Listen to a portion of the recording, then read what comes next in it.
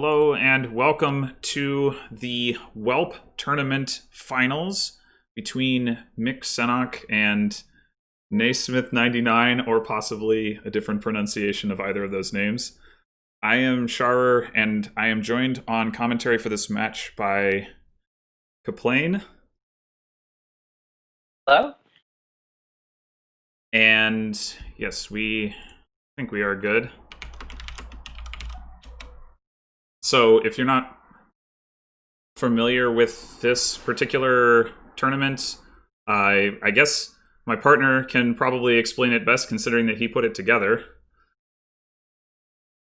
Yeah, so this is a 4-landscape tournament with one of each type of the landscape. So we have one way, one event, one project, and one landmark per kingdom. There was originally a big Swiss group stage, followed up with the top 8 going into elimination round, and this is the final match. I mean, two of the strongest Dominion players that we've ever seen. So Yes, should be pretty good. In fact, this is a rematch of the league finals from a couple of weeks ago. I don't remember exactly how long. And this is going to be first to 3.5, so we're expecting to play 6 games, but we may play a 7th. So this is kind of a weird board here. We've got shelters, so crop is looking more mediocre than usual. Indeed. I mean, usually it looks great, but I wonder. I guess So it's interesting. Band of Misfits makes sense. Yeah, open Naismith with the 5-2 opening, or yeah, 5-2. Can also get a rat catcher. That looks pretty good. Oh well, there's Seal as well. Okay, that's a really nice opening. Oh, hey, yeah. Way of the Seal on Necropolis. Basically opening like 4-3 with Traveling Fair Chapel with shelters. Like now Mike gets to trash or Mike gets to trash 3 cards and 2. A clean shuffle. Yeah, that's really solid. And he's gonna draw a copy here too, so he can just pick up a rat catcher. Like seems way ahead right out the get-go here. Yeah, Necropolis with ways in general can be pretty crazy and can really introduce a lot of variance into the openings. Only seeing an example of that here. What's the idea on the board? Bit odd. Probably you want Devil's Workshop, try to get a couple in. And sorry, you're cutting out for me a little bit. Is this better? Can you hear me a bit better now? Yeah, I'll let you know if it comes up again. So you were saying get a couple of Devil's Workshops for draw, presumably get imps. Probably just one. I mean, I don't think you can really actually all that big. Okay, here. I thought I heard you say 2 or something. There's also Invest, which is good. I guess it doesn't actually seem all that relevant. Yeah, I'm not sure what you would be investing in particularly. There's no action card that really seems important enough to like. And I mean, I guess Invest like makes the university quite bad. Yeah, invest in gold would be great. Yeah. Sure. I think John's mostly just means it's money, which yes, get behind. Does seem pretty money-ish. Yeah, I'm not really seeing University do much, even Sans Invest here.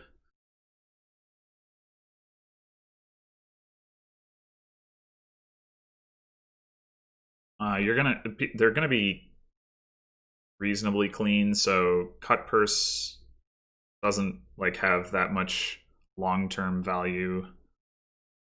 The hand inspection is actually pretty nice on these sorts of like money-ish boards.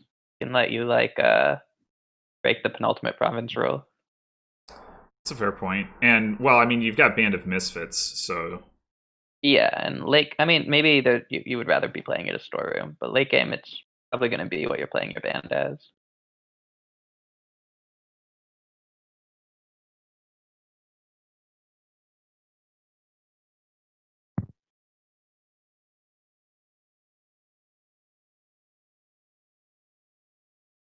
Yeah, so Mick picking up the first gold here on turn 4, which suggests that the players agree with John's assessment.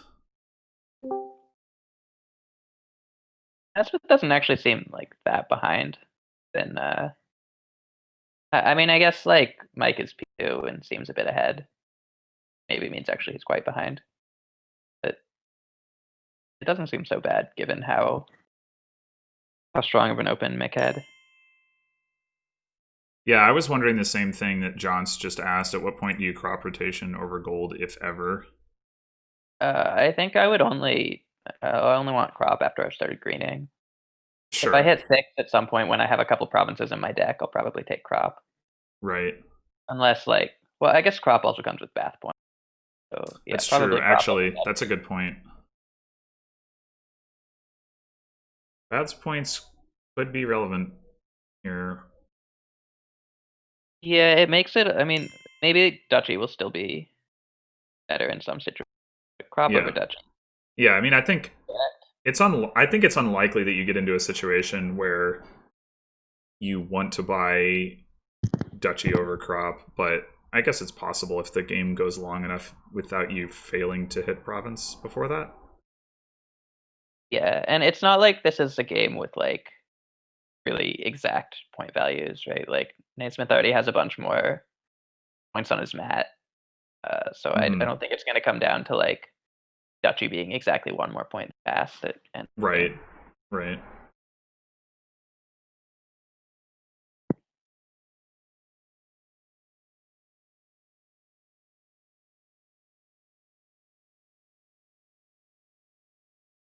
Kind of awkward with this hand because there's really nothing you want to 5. Throwing a point and trashing a copper is probably you just seal it. And yeah, I was gonna say you could seal the temple and top deck the gold. Johnson suggested sealing the band. Okay, yeah, that's what he does. Yeah, it seems best. Not, I mean, I guess trashing copper is not that important anymore. So that does make sense. Yeah, I mean, I certainly don't think you trash copper at the cost of like not doing something of value with your turn at this point. Yeah. I mean, I could see an argument for adding a rogue, actually. I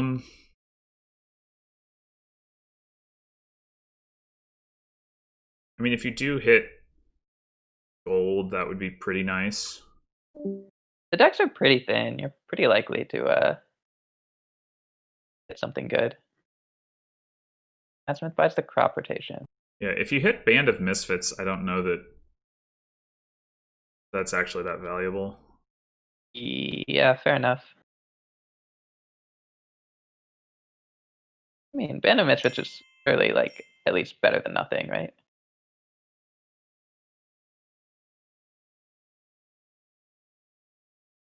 Right, but I mean, the point is that if you're considering getting a rogue, you know, you've got to play it, then you trash the Band of Misfits, then you got to play it again, you have to gain it. It's pretty slow.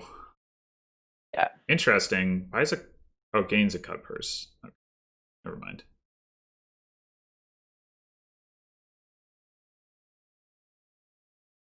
Yeah, Mike's deck is pretty thin, and he's still carrying a couple coppers around. So Yeah, I hadn't actually caught that Naismith bought Devil's Workshop earlier. Yeah, he picked it up really, really early. 4, turn 5 or something. Yeah, turn 3. Ha! What are you talking about? We played together at the New York City tournament.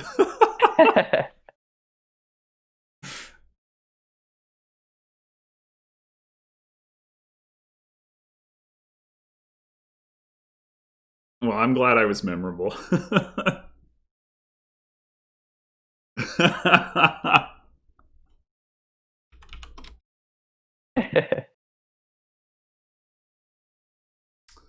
So, Having a bit of a hard time telling who's actually ahead here. I mean, Mike is ahead in points and he's player 2, but Naismith looks like he has a better deck to me. Right now, Mike is taking his time thinking about this. I'm assuming he's considering not playing the rat catcher so that he can use it as a seal. Right. Or wait, did he? He doesn't have crop rotation. Okay, so he's not. That's not. I would probably be trying to buy crop here, but I mean, maybe that's too risky actually. Because if you buy crop, then Smith goes up to 23 points when he provinces, and maybe you've just sort of locked yourself into losing. So maybe you just have to kind of play it risky and keep buying provinces.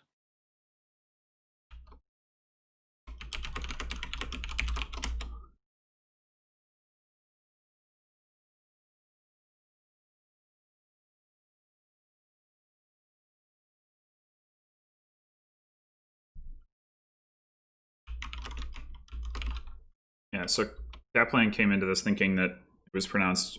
That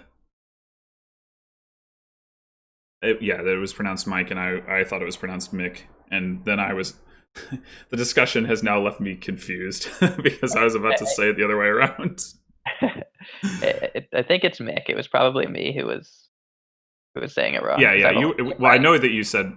I once I thought about it, I was able to correctly at least report what the situation was. But yeah. All right, so plays band as a storeroom. Band as storeroom, actually. That's yeah, that works out. Risky though. I feel like Nick's deck is actually. I guess with band as storeroom, we're quite likely to. Yeah, I mean the only thing is he definitely could use crop rotation to make sure that he doesn't have a turn where he just has like, province, copper, gold or something like that. I guess he can buy the crop rotation that turn for the example I gave specifically, but like nice, but I think it's kind of like losing on the spot, unfortunately. Yeah. No, I'm not saying he wants to spend his turn doing that in lieu of buying a province. I'm just saying if he had it already, then I'd be a lot more confident in his position. Yeah. There's definitely like a lot of draw dependent stuff coming on the late game. Like as long as Mike finds his band, as long as Mick finds his band, he's pretty good position. But if he doesn't see it in his first hand, then pretty likely to miss. Mm-hmm.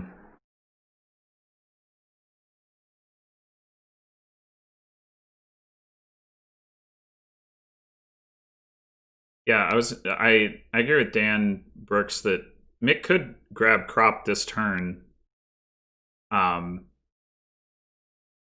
He'd be 5 points ahead with 2 provinces left. Yeah, that does actually seem to be winning.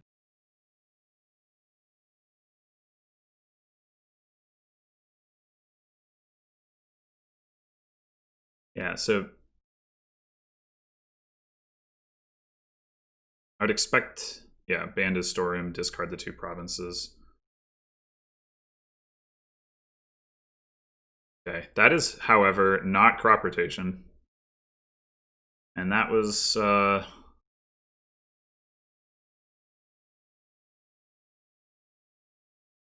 value of the cut purse coming through right there.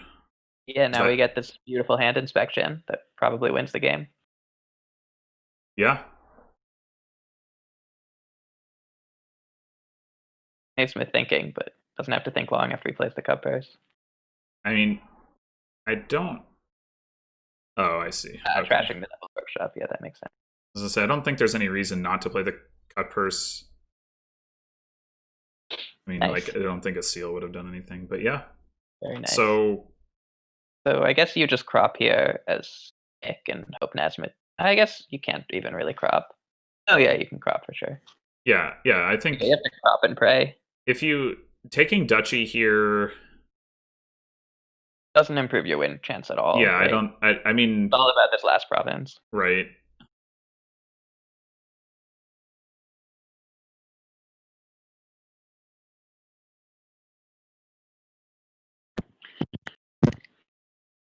Well, Naismith's incredibly unlikely to miss here. Really, he finds 1 coin and... Yeah, he's got... What does he got left to draw? A couple more green cards are the only things that don't, right? He trashed the Devil's Workshop. So if he Yeah, finds any action does it too because of seal. right.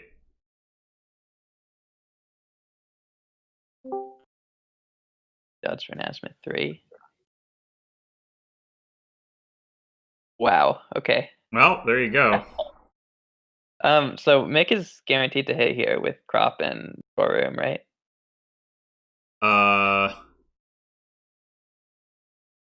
No. I think so. Like, Oh he sees yes, because everything. he's going to draw all the rest of his cards. Yeah, so Yeah. he's going to find his other gold.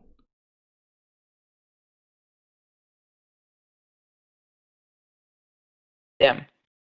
So Well, that was pretty lucky. or unlucky, depending on your perspective. Yeah, true. Fortunate. Let's see. Naismith had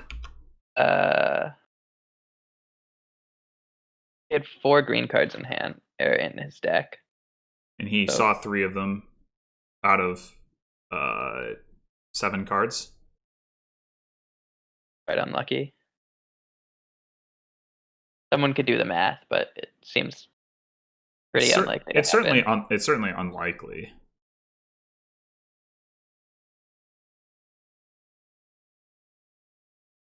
Well, that was Naismith's player 1 game as well. Yep. But So, Mike had a pretty incredibly strong opening. Yeah, but definitely now Mick is in a strong position to take the tournament. Score is 1-0 in Mick's favor.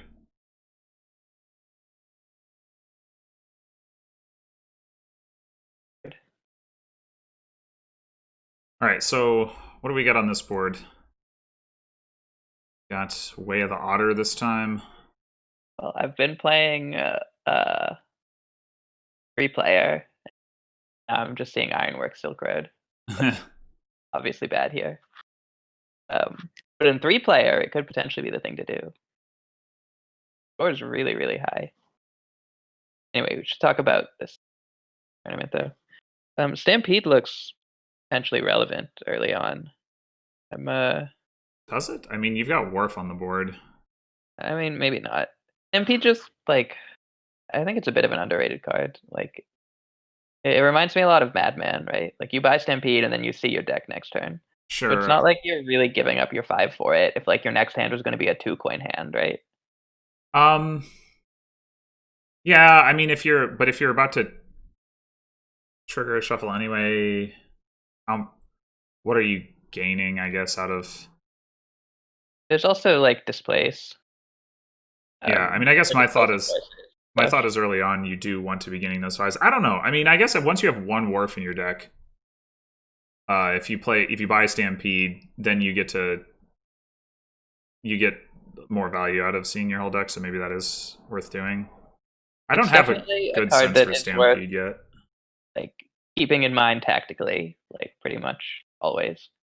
But it's not clear that it gets bought.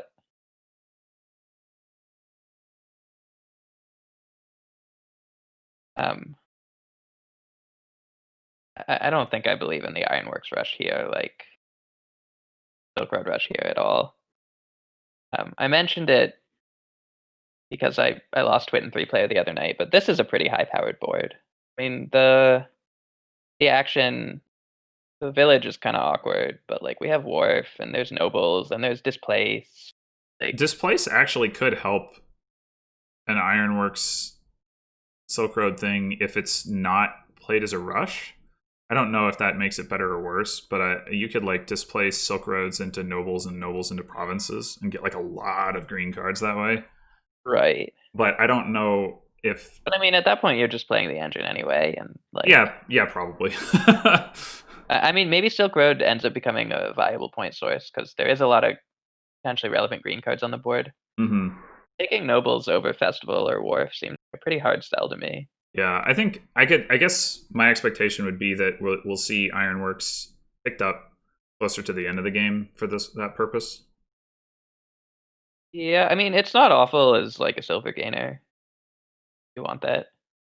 I mean, I don't know that you really want that, but I guess with Displace, you can always displace the silvers into 5s and then gain the silvers back later to increase your payload if that's something that's a consideration.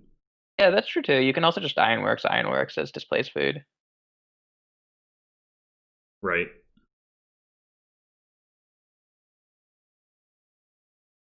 Even open thing.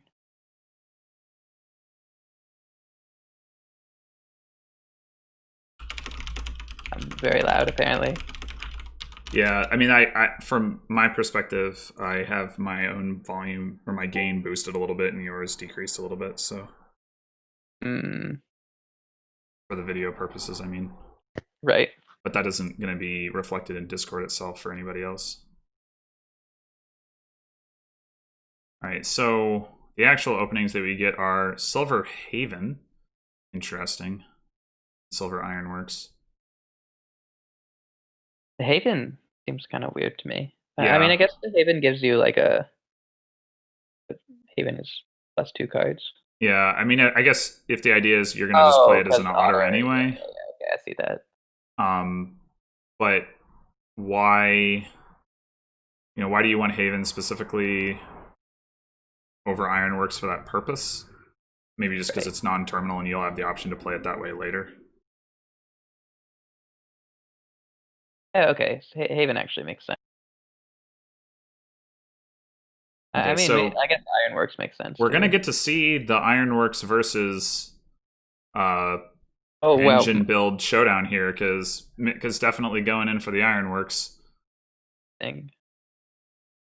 I suppose like Aqueduct being on the board um makes the Makes it rush a seem a little bit lot more better. appealing. Yeah, although there's like sort of depending on how Mick plays it, there's the chance that Naismith can snipe the Aqueduct points by picking up a Nobles at some point. Right. Uh, unless oh wow, so he just snipes the points right now. I guess with Oh, displays actually that's wow. like kind of fine, right? Interesting. I can see that. I feel like And like usually substantially reduces the amount that I can score with the Silk Road thing, right? it's 4 Because points. it steals the 4 points, but it also takes a green card away, right? Well, true. But usually you don't want to be playing into the rush if you're playing against the rush and you're not rushing yourself. I mean, I'm sure there are exceptions, and maybe this is one of them. It's just, it would make me uncomfortable. Yeah, I think the displace being on the board probably has a lot to do with Naismith being willing to take That's that true. early free Yeah, he hit. can always just displace the Silk Road away. I mean, obviously you would prefer to be displacing like the estates that you already have or whatever, but Yeah. Well, the thing is the estates displace into not really anything you want, whereas the Silk Road you can displace into like good cards. true, true. I was just more thinking from like a thinning perspective. Like you just place like into Ironworks, which can at least act as a draw card, and then can displace the Ironworks. And so it's like doing something in the interim, whereas the Silk Road is not. But yeah, I mean maybe the difference is small enough. I think the rush here is really very odd to me. I'm a bit confused. What is sorry? Just like uh, going for the rush, it doesn't feel like it makes much sense to me. But Well, Mick is certainly going to gain a lot of cards this turn. yeah, 4 Ironworks in hand.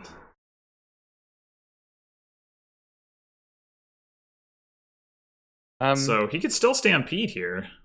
I could see Piazza here. No, I don't think he can't stampede because he has these actions in Oh, play, never right? mind, never mind. Yeah, sorry, no, he can't. I forgot how stampede works. I could see Piazza here for sure. It seems pretty correct to me. Yeah. Could also consider like I don't know, like a festival or something. Okay, yeah, he goes for the festival.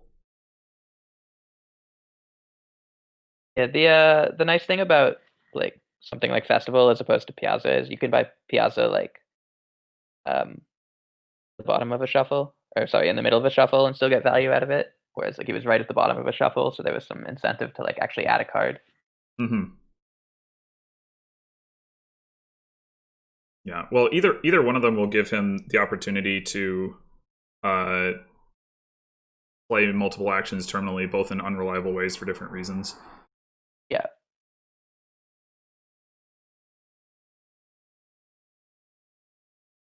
So Naismith picks up a festival and a wharf, doesn't pick up a displace, which Yeah, I can get behind the adding all the draw first. Yeah, yeah. I mean, I think that's the way you normally want to do it. And he only drew his deck that turn because of the Stampede, so it wouldn't be reasonable to expect to do it again this turn. It feels to me like Naismith is way ahead, but I also have just no faith in Mick's deck in general, so it's a bit hard to evaluate how good it is. Mm-hmm. I mean, this is a pretty good position to be in turn 9 for a rush, I think. They're really pile-driving piles. Like, Naismith is ahead in points and looks to me to have a better deck, so I don't know. Yeah, I mean, he won't stay. Naismith won't stay ahead in points for in the near future. So Yeah, I guess. I mean, I don't know. I mean, I guess he could if he just starts picking up Silk Roads, but I don't know that that's what he's going to want to do. Buys a Silk Road, okay. Yeah, no, you're right. That will likely take a points lead. Just feel like Silk Road just doesn't really score that much, right? Like, Not initially, certainly. Got to get some estates or some nobles or something. yeah. Yeah, so currently, Mick has 3 Silk Roads and 3 estates, so his Silk Roads are worth 1 point. Like, it's not a lot. Yeah, I mean, like, it does slowly increase, but slowly. I don't think estates is the plan to be the final pile on this board. I mean, maybe it'll have to be because it just doesn't I really feel like I don't. piling silk and havens is going to be good enough. Yeah, and I don't see how he gets to nobles without a displace. Haven is the third pile, but if Haven is the third pile, the Silk Roads just like really don't score very high. What, these are going to be like 2-point Silk Roads? Like, Mm-hmm. oh. Yeah, if he assuming he gets all 4 of the remaining silks, which is not necessarily a valid assumption, then yes, they would be 2 points each. Okay, well, he's definitely not getting all the rest of them. I mean, they'll still be 2 points each if he picks up 2 more, but at that point, he will gain 5 points total. No, 7 points from where he is right now. So he'd be at 14. Yeah, that's not. That doesn't seem competitive at all. Yeah, Mick seems really lost to me here.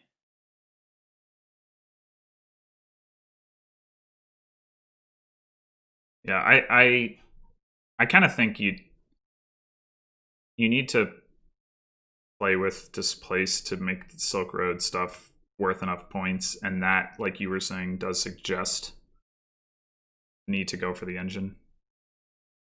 Being the rush player and having your rush pile empty and being behind in points is a pretty feels bad moment. Yeah, I mean, it's not like Nasmith's deck is amazing at this point. Like, he's sort of started buying a bunch of green too. Yeah, he definitely had to junk his deck to be able to do that, but he's still got better deck control than Mick does. Mick just has a bunch of ironworks in Yeah, I addition to mean, his he green has cards. dwarves, which is usually a thing that you're pretty happy to have. Yeah, exactly.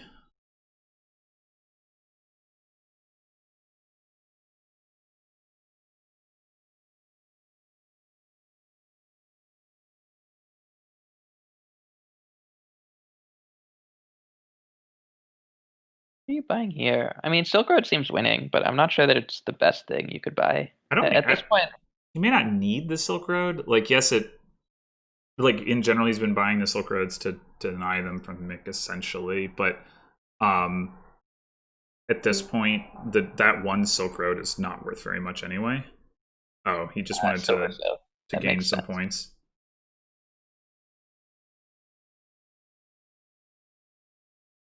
Should get Academy. That would help. Nice, yeah. I mean, if Academy was on this board, then you just like build the engine for it, right? Pretty easily. Maybe?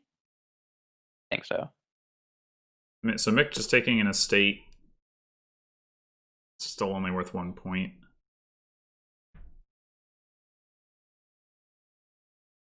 But that doesn't make sense. Why isn't that worth at least? Oh, never mind. Right, he didn't hit the threshold. I think he needs. Wasn't he close to it though?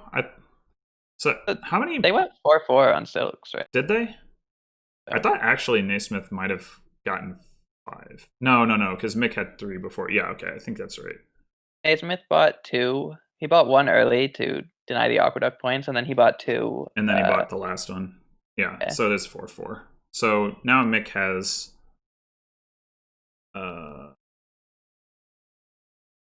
suppose at this point Naismith just starts buying green, doesn't give up the point lead, and I don't think Mick has a real way back into the game.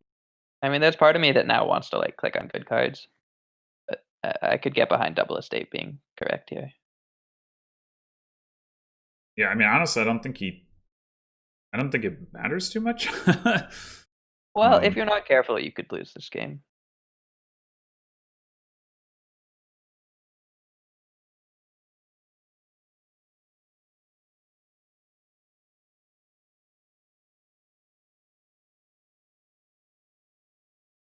I mean, he yeah,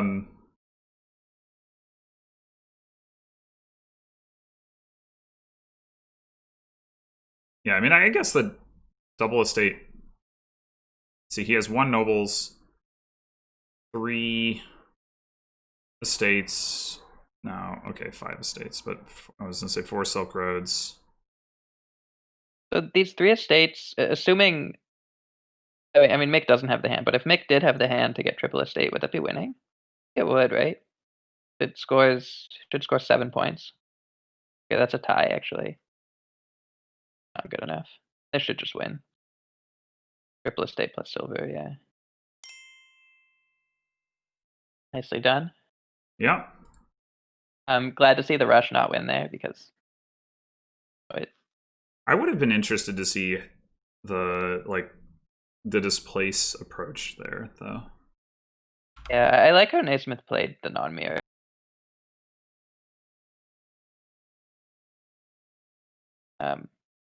I don't know. I mean, I'm not really seeing what would rush more appealing than usual. And usually, like Ironwork, Silk Road Rush does not seem great to me.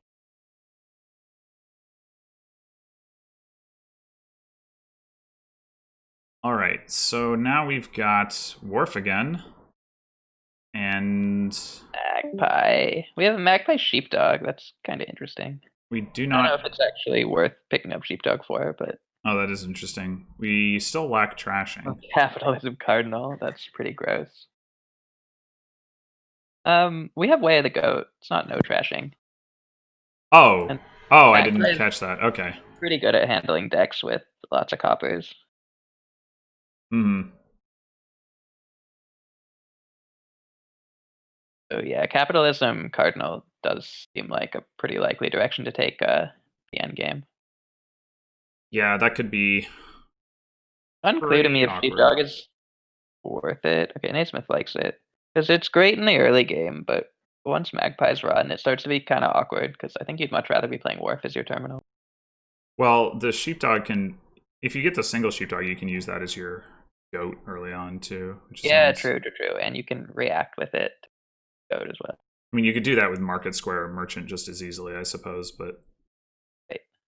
Well, the nice thing about the Sheepdog reaction is it makes an easy way to make good use of the Sheepdog reaction, like in your buy phase. Mm-hmm. Crashing is still valuable. Yep. A lot more so than the draw would be. Yep. Yes, you can react as goat.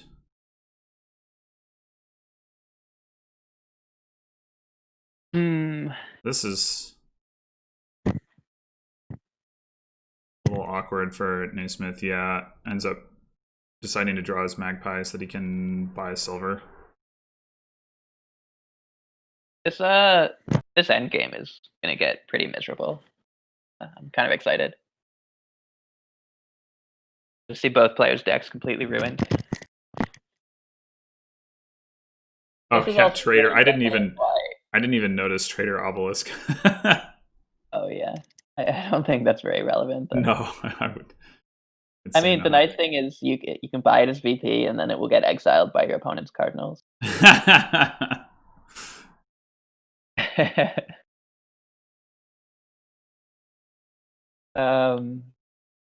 Yeah. And this board, I think, is also like a pretty good example of why cardinals can be kind of a lot more degenerate than knights. Because the Yeah, Night War ends. Like Cardinal just generally. like one player, yeah. Cardinal just like In one before player exiles Necromancer. all of the other players' cardinals, and then, or like uneven knight splits. Yeah, uneven knight split is like actually fairly rare though, because um, the knights don't do a good job at enabling you to get more knights. They kind of just sit there being weak terminals in terms of your own economy. And again, though, like if you pick up a good early knight and it gets a good early hit, like It can snowball like that, yeah. But I don't know. My experience with them has generally been that like it usually ends up being 5-5. All right, opportunity to react with the sheepdog. ham. I guess considering not doing it to not trigger the shuffle. It seems I like assume he's considering whether he wants to trash the estate.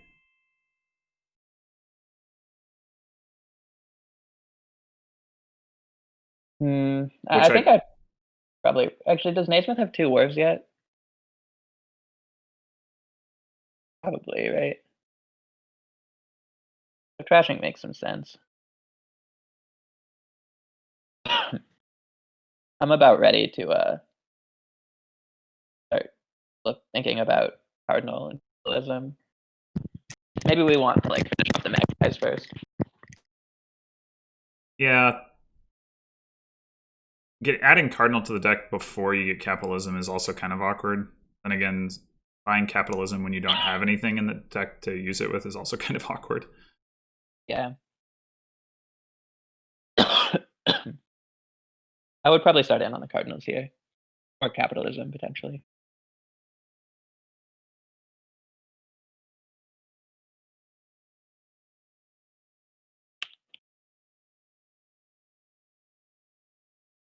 Devil's Workshop. Okay. That is a way to gain some cardinals, presuming you aren't using your plus buy. I don't know how Maybe. good imps really are even here, because like you kind of have to have I mean, you have a ton of magpies in your hand, but like there's a good. I guess actually there's like a lot of other cantrips you can be getting in with them. It just Yeah. seems like not that likely that your imp is actually going to be able to play a magpie. But yeah, the market square definitely make it appealing. Yeah, I guess it wasn't clear to me whether he's picking it up to try to get imps or to try to get 4 costs. Well, I mean, at this point, like if you're gaining less than 1 card a turn, you're bad. So I think it's probably for imp gaining. Yeah, I guess my thought is just like I mean, yes, you can use it to play market square and merchant, but it's kind of it. Yeah, I mean, it's probably still good. All right, so it's like capitalism.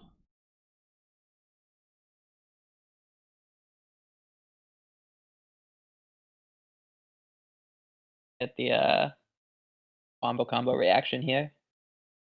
Sheepdog plus market square with goat.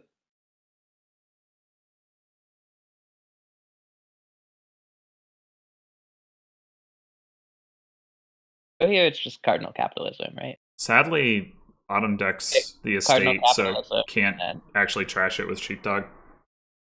True, yeah, but you can still flip it, which is get it out of the shuffle. I guess actually that has the issue of like top decking. Oh, it doesn't. So yeah, you can still drop past it. I think here you just take cardinal capitalism and then Devil's Workshop for another capitalism, or sorry, another cardinal. Mm-hmm. Then you draw past the estate and the cardinal, and it's pretty nice. Yeah, no, I agree that you want to do that. It's just that it would have been nice to see the estate. Well, I guess that would have prevented buying. It would have prevented hitting 9 though, so maybe not. Oh, with like one more magpie hit or something, definitely could have worked out a little cleaner. Yeah.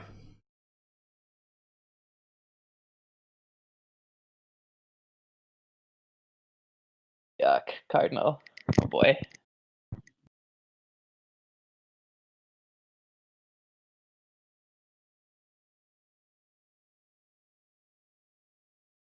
And cardinal capitalism with magpie is kind of funny too, because the cardinals get drawn. Oh, true. I hadn't even thought about that. I That's guess that pretty. actually makes merchants like quite appealing too, because Yeah, merchants like yeah, it can't does. be drawn Definitely super well. does. I mean, you've got silvers anyway. Merchant's not a stop card. Yeah, that's actually. So do you want cardinal double merchant or do you want double card? Yeah, you can't. X Cardinal plus Sheepdog, not possible, but. I think I like this line best Mm-hmm. because you weren't drawing, so you want to Oh. just give Yeah, but why would you banquet? a banquet. J Oh Nails no, is that's saying for now Jada. that's how you could get 2x Cardinal plus Sheepdog. Sure, true. Get rid of Devil's Workshop. Yeah. Oh no. Oh, I guess you can just gain another merchant and exile it back. So no, that does make more sense. I think Mick still wants more imps. He only has one, which I can get behind. Imps are actually pretty good here. I don't know about. I don't think I actually want triple cardinal. I want some amount of here. I think Some amount of what? some amount of merchants because like they're raw in a way that cardinal isn't. Yeah. I mean, maybe triple cardinal is the best. It's like pretty soon our deck control is going to be spiraling out of control. You're going to lose all your magpies, and I don't know. I kind of like the idea of some merchants. All right. So it goes for one of each.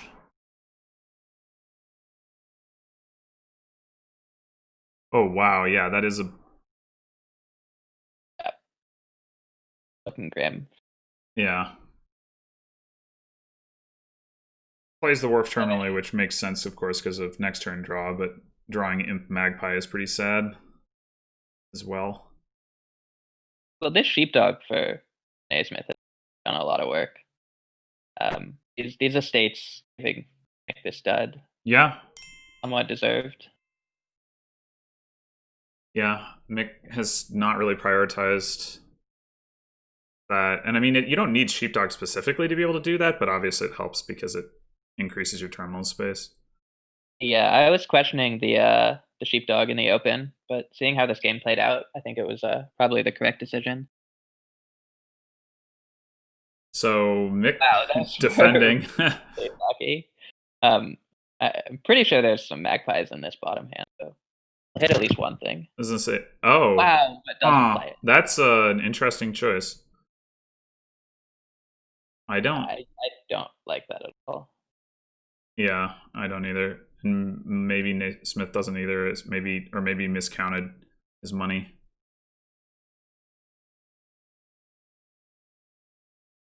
Naismith doesn't get a wharf down here though, so Naismith this next turn is potentially looking kind of bad as well. Mm-hmm. I like the idea of a third wharf because I don't know. I think we should be giving up on the idea of consistent decks here. Like about to become pretty. Okay, no, he goes asks for the undo and then makes the same call. Yeah. Gets another cardinal and another merchant. It's a lot of cardinals. I really don't like not attacking again.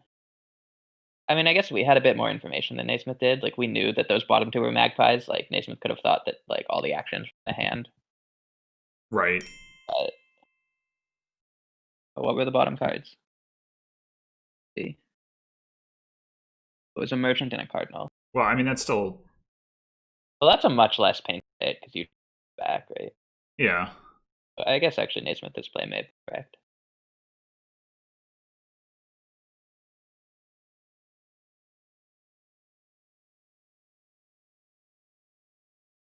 But yeah. That being said, I agree with you that picking up another wharf would make sense. Maybe the idea is like they're waiting to pick up the wharf until a wharf gets exiled. Mm. I guess I can see that. I mean, having a fourth wharf wouldn't be the end of the world either.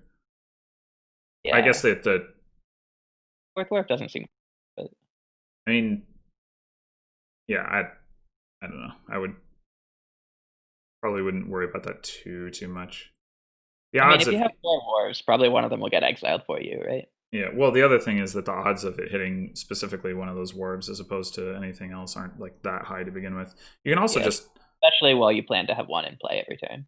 And yeah, a third warp is especially good because it hurts quite a lot to lose one, right? So, right. like, if one Yeah, of your warps exiled, then you still have the chance to get another one in play. exactly. And the other thing is that if you like really don't want 4 warbs, you can not exile the one that gets exiled if that happens. Like, True, yeah. or Oh, sorry, not that discard was is what I drawn by the mean.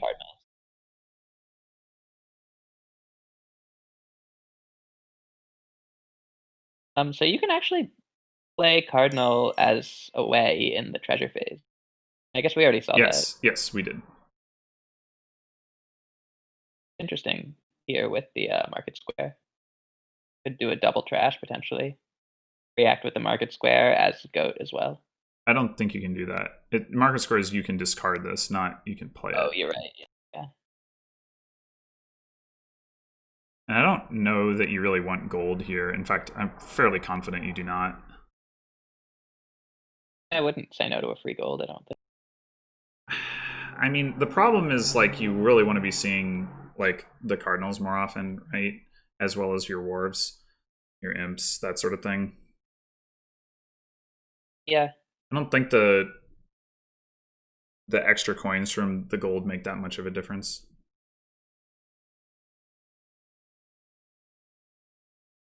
I mean, it's, at a certain point, if you trash enough, then you take the gold. But I don't think Nasmith's deck is at that point.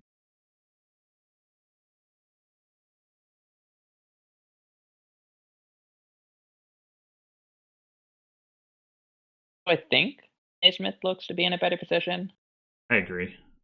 but not entirely clear to me. I mean, Mike having to carry around, or Mick having to carry around these 3 estates Mm-hmm. hurts. And we've already seen one dud from it, and I doubt it'll be the last dud we see. Nyx also had 4 cards exiled to Nasmith's none, which or has them in exile, I should say. Which I mean gives some idea of like the relative. Having a, you probably have to get this Wharf back. Having 1 Wharf in the deck is weird. I also would like to get back too. Yeah, I definitely think getting the Wharf back is important. What's in this I don't bottom cards? I don't know what the alternative is. Like maybe the alternative is you don't gain a second card so that you can get the merchants back. Or okay, interesting. I think the big idea behind getting merchant back over Wharf is that like you only really need 1 Wharf in your deck at a time, and there's not a Wharf in play this turn. So ideally, like you find the Wharf and play it this turn. That's fair. Yeah, and then you get Kind the of like the idea of playing like a bit of a riskier line because you're so far behind that you kind of need to, I don't know. yeah. Look I for mean, getting the second Wharf makes it more likely that you see the Wharf this turn, but I can at least understand the logic.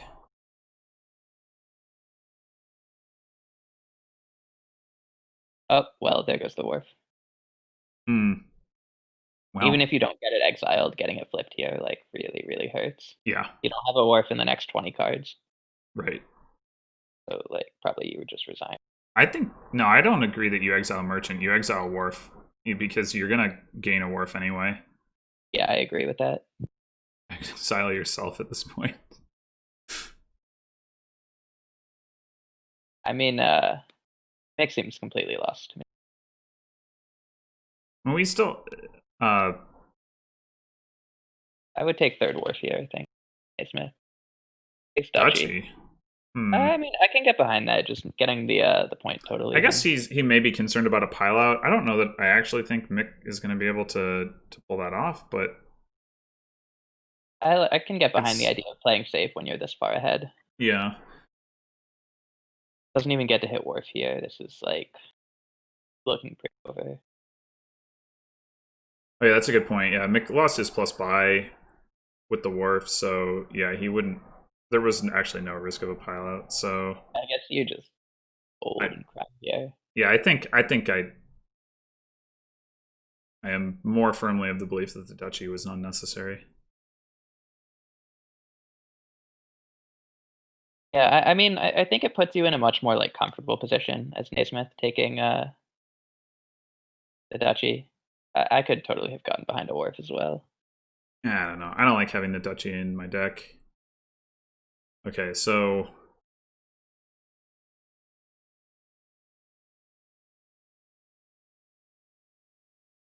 Bit of a bad turn. Right, so here's a situation where like it would be quite nice to have the third wharf in the deck.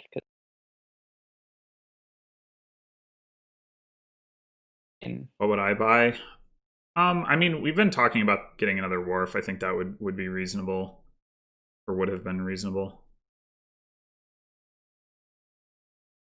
I mean, I would expect just a duchy here. A lot of sense to me.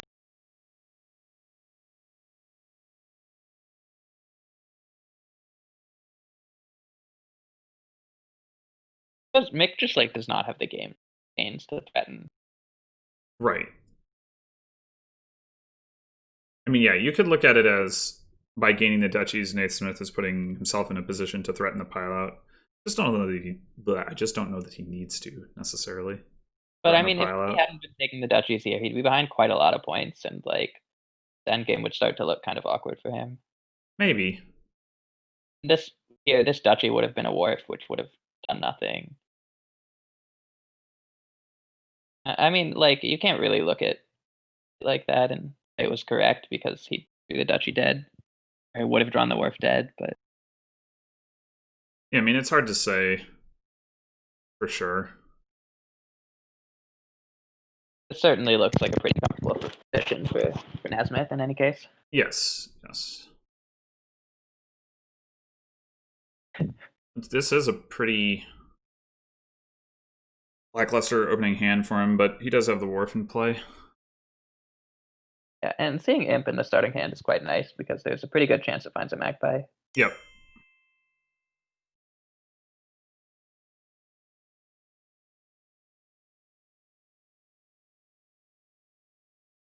Yeah, if Mick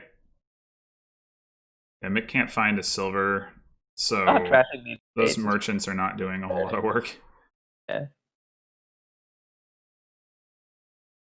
Friendly discard.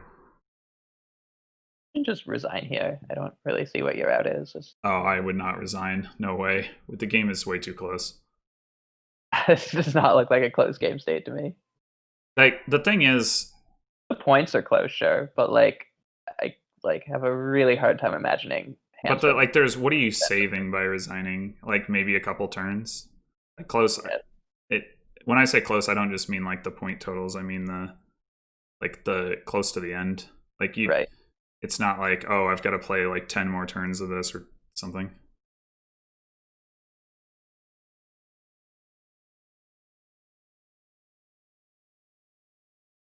And now Naismith doesn't hit Duchy. I mean, I will certainly grant that it looks unlikely that Mick has a way out, but I don't know. I don't. Um, I mean, like not resigning is like sort of always correct, right? well, sure, in theory. I mean, if you ignore your like sort of mental fortitude as a Yeah. consideration. Here's a hand where we're really wishing this duchy was a wharf. Yeah. So.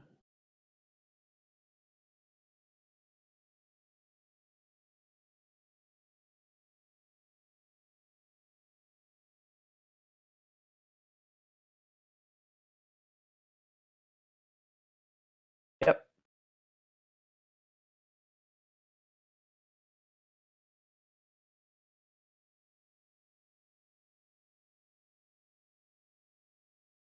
Hey. All right, 2-1 for Naismith. Yep.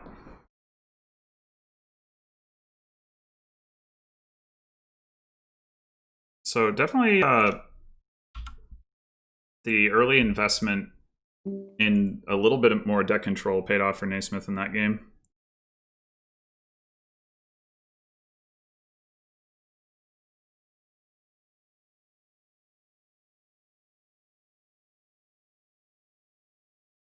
Hey, there's a bug here that could happen. There's the Caravan Guard Squirrel Bug. I am not aware of this. I mean, it's not specifically Caravan Guard, it's reactions. So if you react with Squirrel on your opponent's turn, they'll draw cards instead of you drawing cards. Oh, what? Yeah. Wait, but what would... Oh, catapult. Oh, man. Yeah. I suppose also potentially relevant with Watchtower too. Yeah. Well, So yeah, hopefully yeah, yeah. know about that. Giving you a curse. Yep. Yeah. I mean, chances are like you would rather trash the curse than react with Squirrel, but I agree with that. And also Caravan Guard reacting to draw cards and then you discard down with catapult doesn't make a whole lot of sense either. well, it's at the end of the turn, right? So it actually. Oh, you're right. It does. It's at the end of their turn, right? If it worked the way it was supposed to, it would be really, really good. Can't play Watchtower as Squirrel on reaction. That's true. Yeah, that is true. Because it's a reveal. Yeah, I've made that mistake like 3 times. I managed to avoid it earlier, and then I made it. But Caravan Guard, you definitely can play it straight up. Yeah. It actually looks really, really relevant here because Caravan Guard with Squirrel as a defense against Catapult would be quite strong if it. Yeah, that's pretty frustrating, actually. I'd like to see that. Well, I hope the players know because, like, it would actually probably affect your build quite a bit. For sure, I think it would. I mean, at the very least, just like not having. I mean, I guess you might still get Caravan Guards, but there usually the Caravan Guard reaction isn't like very exciting. I feel like it's a little bit better than average on Catapult boards because it's just like so hard to hit price points. That's true. Yeah.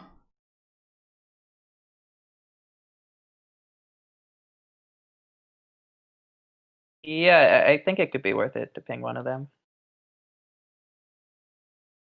Yeah. If they're like me, they won't actually read the ping though. Maybe one of them will.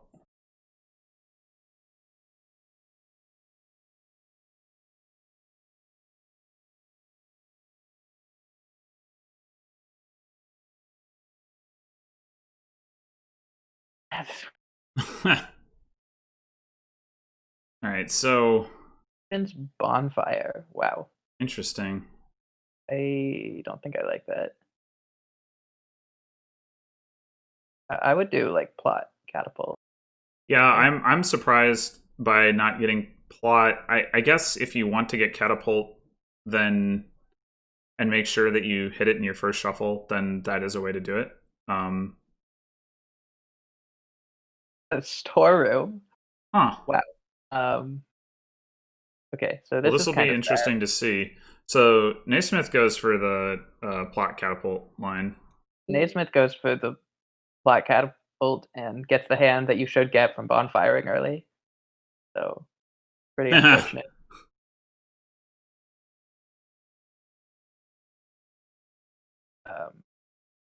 Razika. Ugh.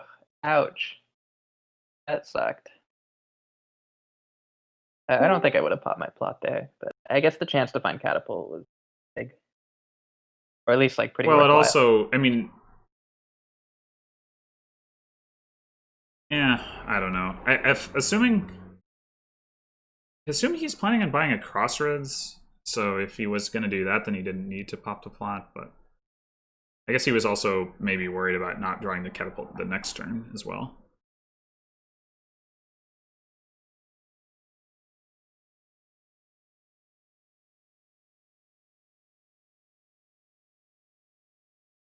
Mike is a mad, or Mick. This is a really interesting build that he's going for. Yeah. I think Crossroads and Hamlet are going to be pretty hard to make work in the face of catapult, though. Well, with the Watchtower helps quite a lot. True, true. Yeah, and he does have a Watchtower already. Yeah. And you can be like consistently Watchtowers like top decking cards to kick off too. That's also true.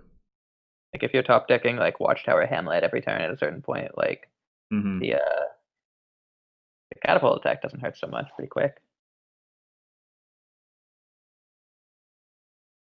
Yeah. Yeah, there's actually a lot of draw deck synergy, I guess, with the storeroom as well.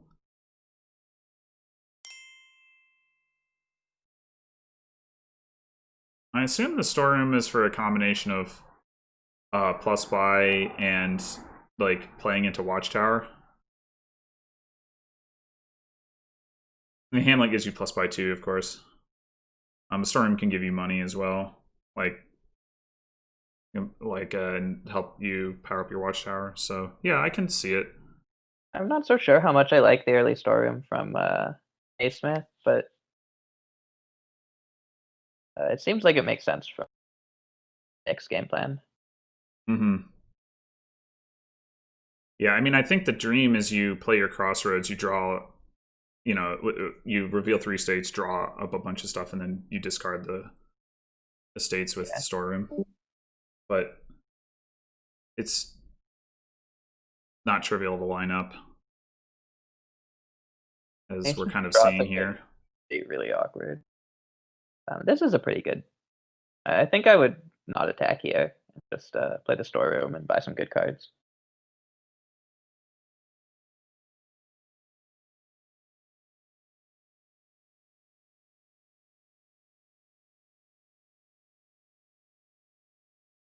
Not enough gain to get a ton of testers in one turn. Yeah, I mean, you'd have to like buy a bunch of 4 houses or something, I guess.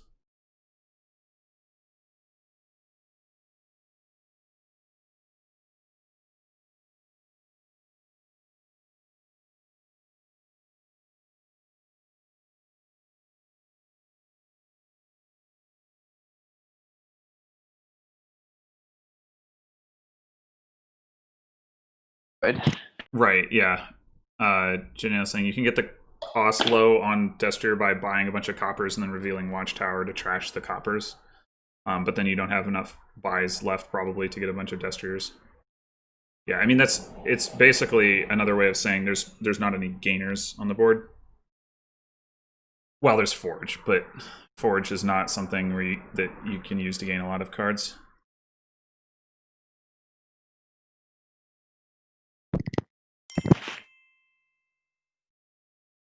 Forge copper into copper 6 times. Sure, if you can get 6 forges and play them all. Well, that's clearly the game plan. Yeah, I think so. I don't know why the players aren't angling for that.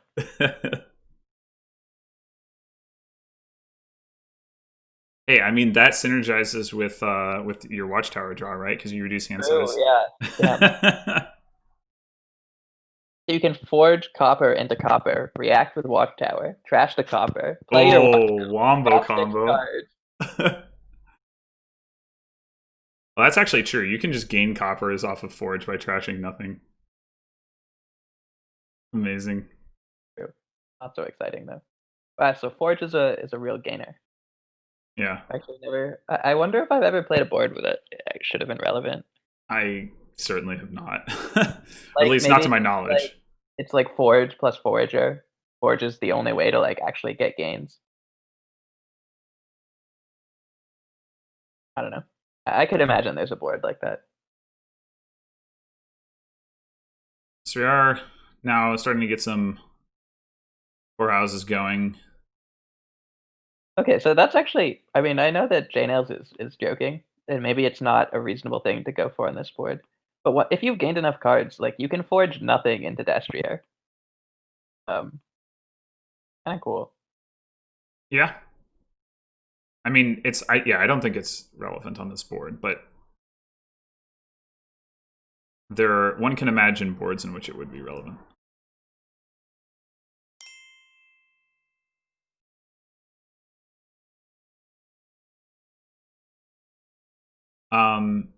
Weird to me that Naismith still has no Watchtower. Yeah, I would assume he's going to pick one up soon. I mean, right now he's mostly, I guess, drawing with Crossroads.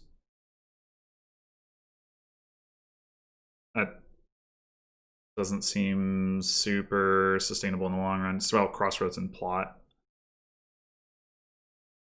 Oh yeah, and Squirrel. Pretty horrible draw in the face of Watch Catapult. I guess Mick doesn't have a catapult. No, he doesn't. So Nasmith isn't getting hand size attacked.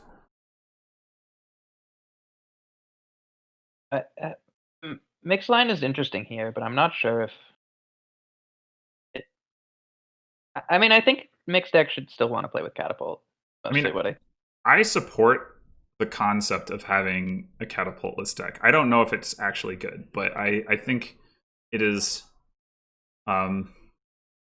It's something that I would like to believe is possible, I guess. Catapult seems like one of those cards that you just always get, and it's one of the cards I find it interesting, the idea of like finding an opportunity to skip it. Yeah. I mean, I do like the idea of the deck that Nick is trying to play. It's full build. Sad. I don't know. I think like Crossroads here. with Squirrel on the board. Well, with Watchtower, it's kind of. Yeah, I guess. Well, he's discarded 4 cards, so I'm not actually sure. Pretty sure he should draw everything back up. So he plays Hamlet. I guess actually he can play the Crossroads without drawing, and that's fine. Yeah, okay. Yeah. Anyway, I think with a Squirrel on the board, like the threat of having a catapult deck come in is pretty important. Like Nathan just gets to play with so much extra draw because Nick doesn't have a catapult threatening the hand size attack him down. Right.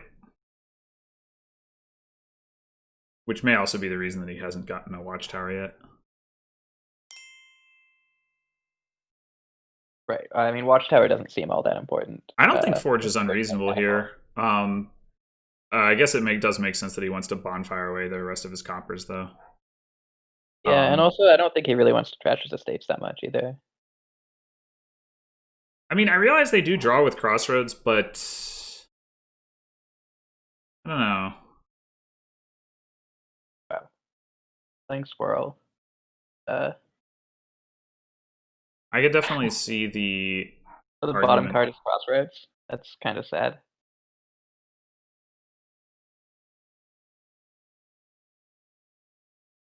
Yeah, that is pretty sad. So, what's the play here? Discard a copper for an action. Storeroom to discard 3 cards for coins. Attack. Play Poorhouse. But we can't do all the things. I guess you have to draw once. But you actually sort of... Yeah, if you want to play Poorhouse and Catapult, you got to draw the Crossroads, but that's fine. Yeah, it just sucks a little bit because now your Poorhouse is making 1 less coin. I mean, I guess it's the same as not drawing the copper. Yes. Either way. But still, like, this order was pretty awkward. I mean, ideally, you would play the Poorhouse having discarded the copper but not having redrawn it, right? And then get the coin. With, like, any other card on bottom other than Crossroads, this turn would have made quite a lot more coins. Mm-hmm. I mean, the Squirrel attack, the attack into the Squirrel hand hurts for sure, but it's still, like, really nice for... reliability. to have this, this, like, big hand to choose from. Like the Watchtower draw. Yeah, being able to... I mean, you already talked about, like, top decking with Watchtower, but also just being able to find... Like, because you're not gonna want to buy, like, all of the components that you need to set up your draw every single turn and top deck all of them. Yeah. And so being able to search your deck for the ones that you don't top deck definitely has some merit.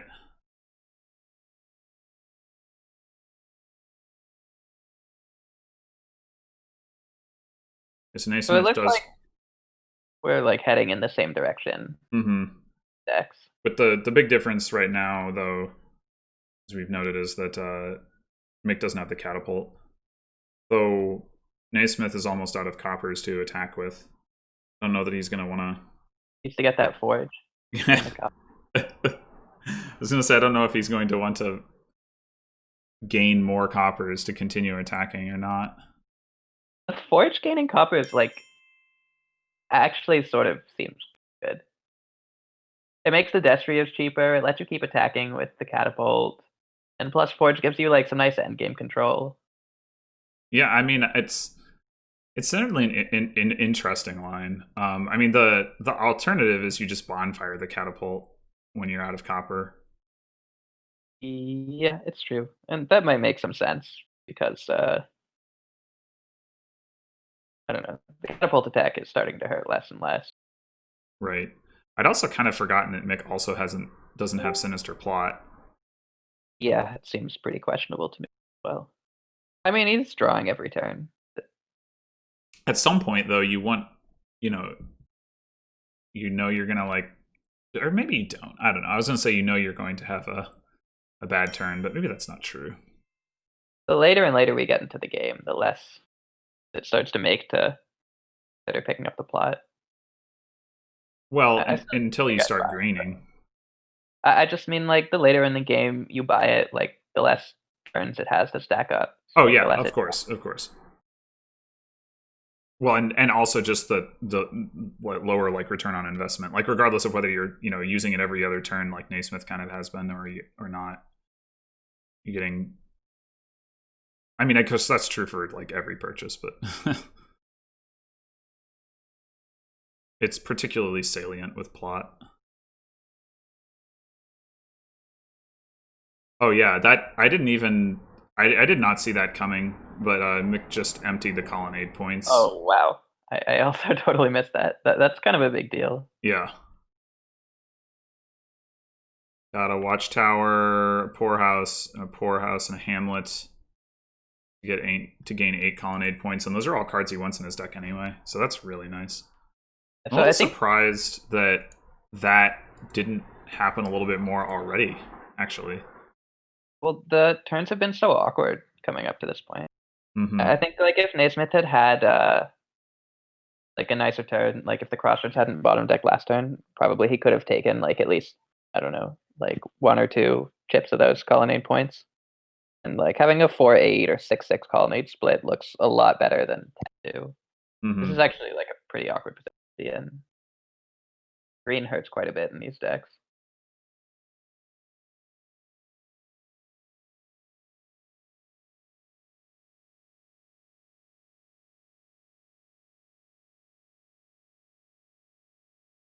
Smick could dud here, I think. Or maybe he can't. I'm trying to remember. He does have 3 poorhouses, so he could draw 2 poorhouses. Is that the only way he duds, though? It might be. Oh no, he could draw estates without his crossroads as well. Yeah, and I mean this mountain village is like not really finding. So we only have 2 card search space, right? Exactly. I think I'm assuming he wanted the mountain village mostly just for like it's a village. But I'm not actually sure that it's better than Hamlet here. Yeah, it's a bit unclear. Seems close. Hamlet, Mountain Village has the ability to pick up a card that you discarded if you do want it back from the catapult attack, which could be relevant.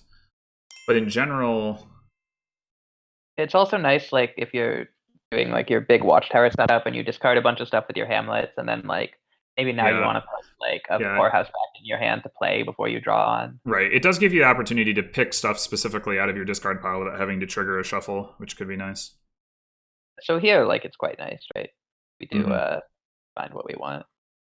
Yeah, I mean, I think we just though maybe we just discard both of these and play the watchtower for a full draw 6. Maybe not. Yeah, I mean, I guess you can just take the poorhouse here, play it, and then draw. Yeah, that makes more sense.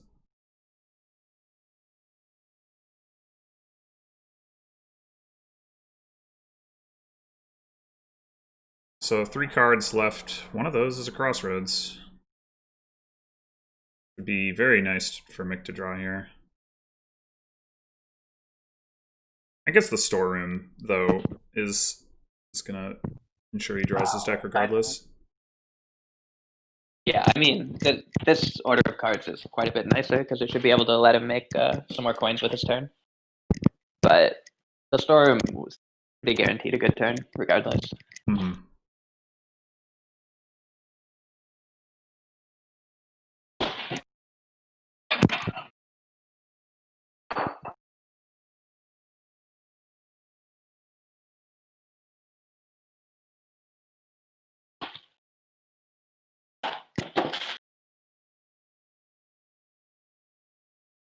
Yeah, those that 8-point difference in colonnade really stands out to me right now because Mick can like pressure piles if Naismith doesn't green. If Naismith does green, that's gonna obviously weaken his deck. He has to do it first, and his deck was already looking weaker to begin with.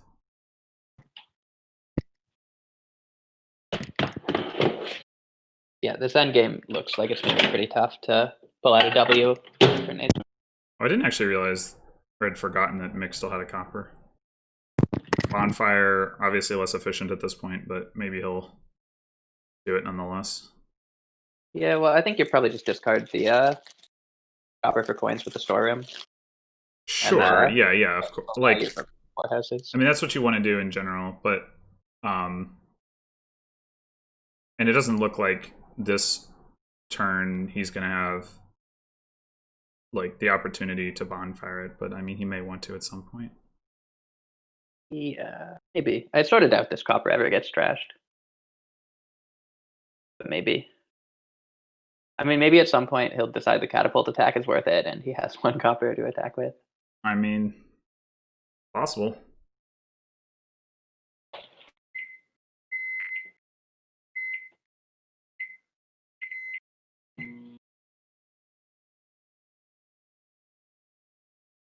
If he wanted to get rid of it this turn, I suppose it would only cost him like 1 net coin relative to, or I mean, plus the coins on the bonfire, right. But yeah, probably not worth it.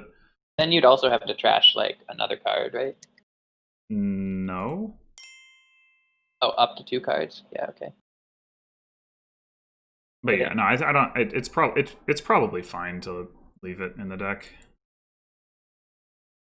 It would offend me aesthetically. I would want to trash it, but that's not actually a good reason. Yeah, and I mean, I guess also like the later on we get into the build, like more and more awkward it becomes to trash because it's going to be costing more and more the more poorhouses we have. Assuming that he can't play the poorhouses before, right? Yeah, before redrawing. Yeah. Which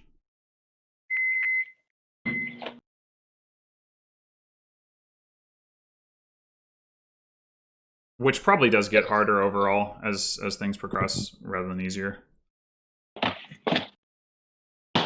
So this is a pretty interesting position to be in. You have to figure out what direction you want to take your build in. Right. Yeah. I think probably just I want more of the same for. Yeah, I don't think Mick has cause to green at this point because he has a province plus lead. There's realistically this is definitely a board where the green cards like kind of. I mean, we have crossroads to sort of mitigate it, but like the green cards hurt for sure. Like they're awkward. Your deck.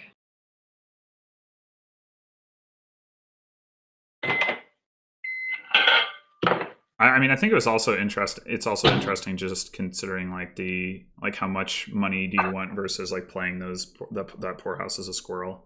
It's also worth noting that if by playing the poorhouse as a squirrel, that meant that there was no net coin loss from playing the copper.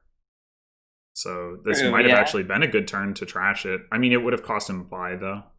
So still not entirely clear to me that like trashing a copper is worth like adding a card. There's quite a lot of cards that you're pretty happy to have a bunch of copies of here. Yeah, you definitely want the cards, but like adding one non-stop card does less to avoid a dud than removing a stop card.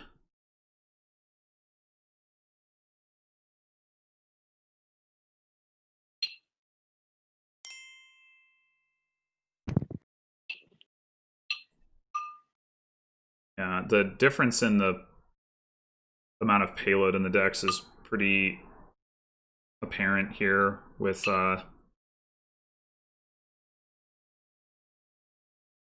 Naismith hitting. What did Mick end up hitting last turn? Was it 11? He had 11, and he squirreled a poorhouse. Right. Yeah, that was the one I was going to make.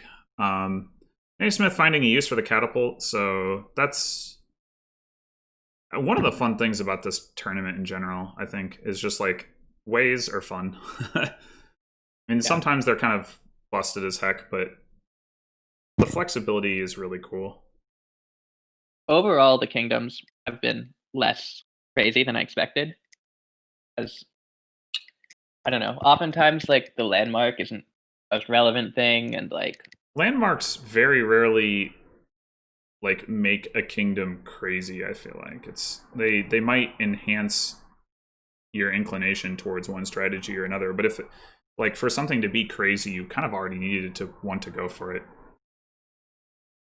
Like the 4 landscape tournament that we had in the past, like almost every board was like pretty wild because it was common we'd have like 3-4 events. Waves weren't a thing yet. Right.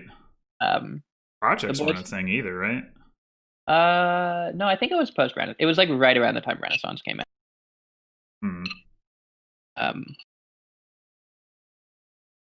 But yeah, I think the boards have been on average a little more tame in this. Yeah, well, I definitely think the landscape contributes to that.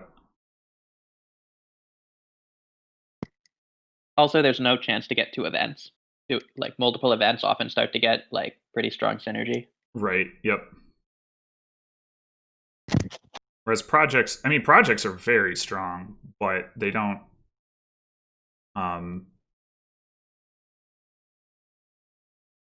like they don't have that same kind of stacking, probably just because they're like a sort of ongoing effect rather than something that you do with a specific timing.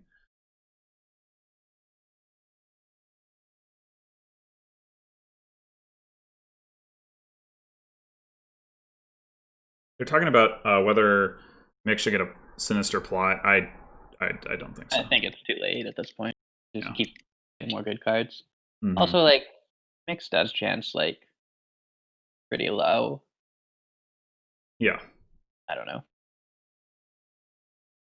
I think at this point, as Mick, you just want to kind of keep lowering piles and force Naismith to take some green cards. Yeah, I agree. I mean, we're pretty close to that point. Like, poorhouses are obviously incredibly easy to empty.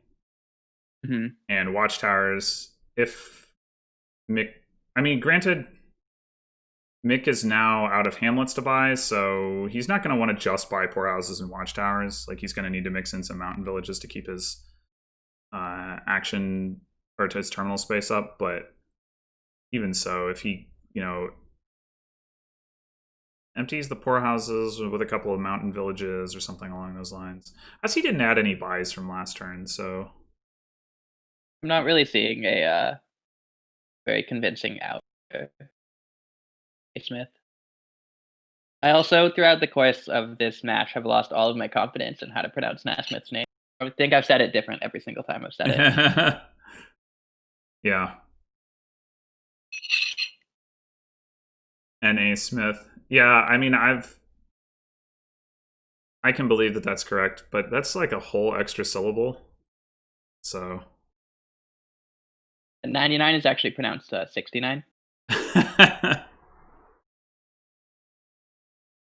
Nice.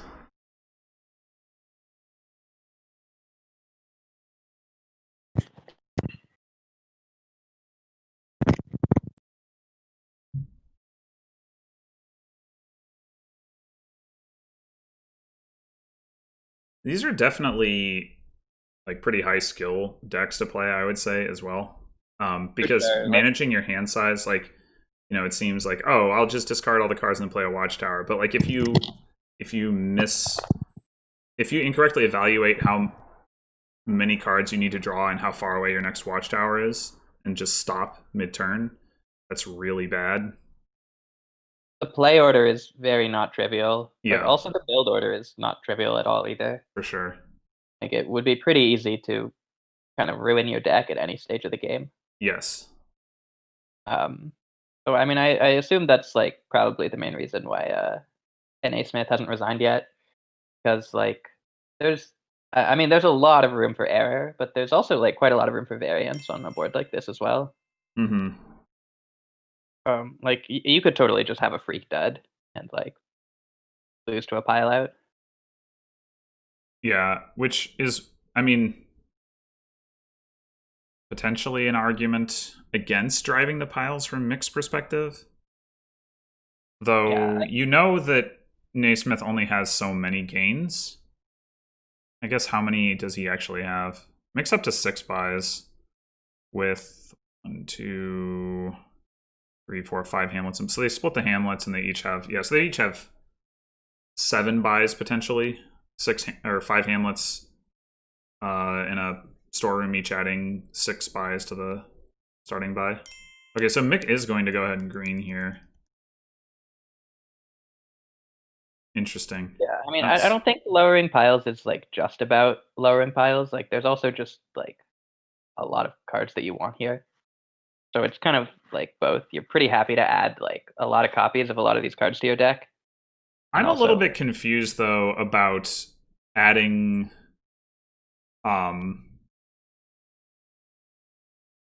like going for province, mountain, village, and poorhouse and not picking up another watchtower or maybe another crossroads.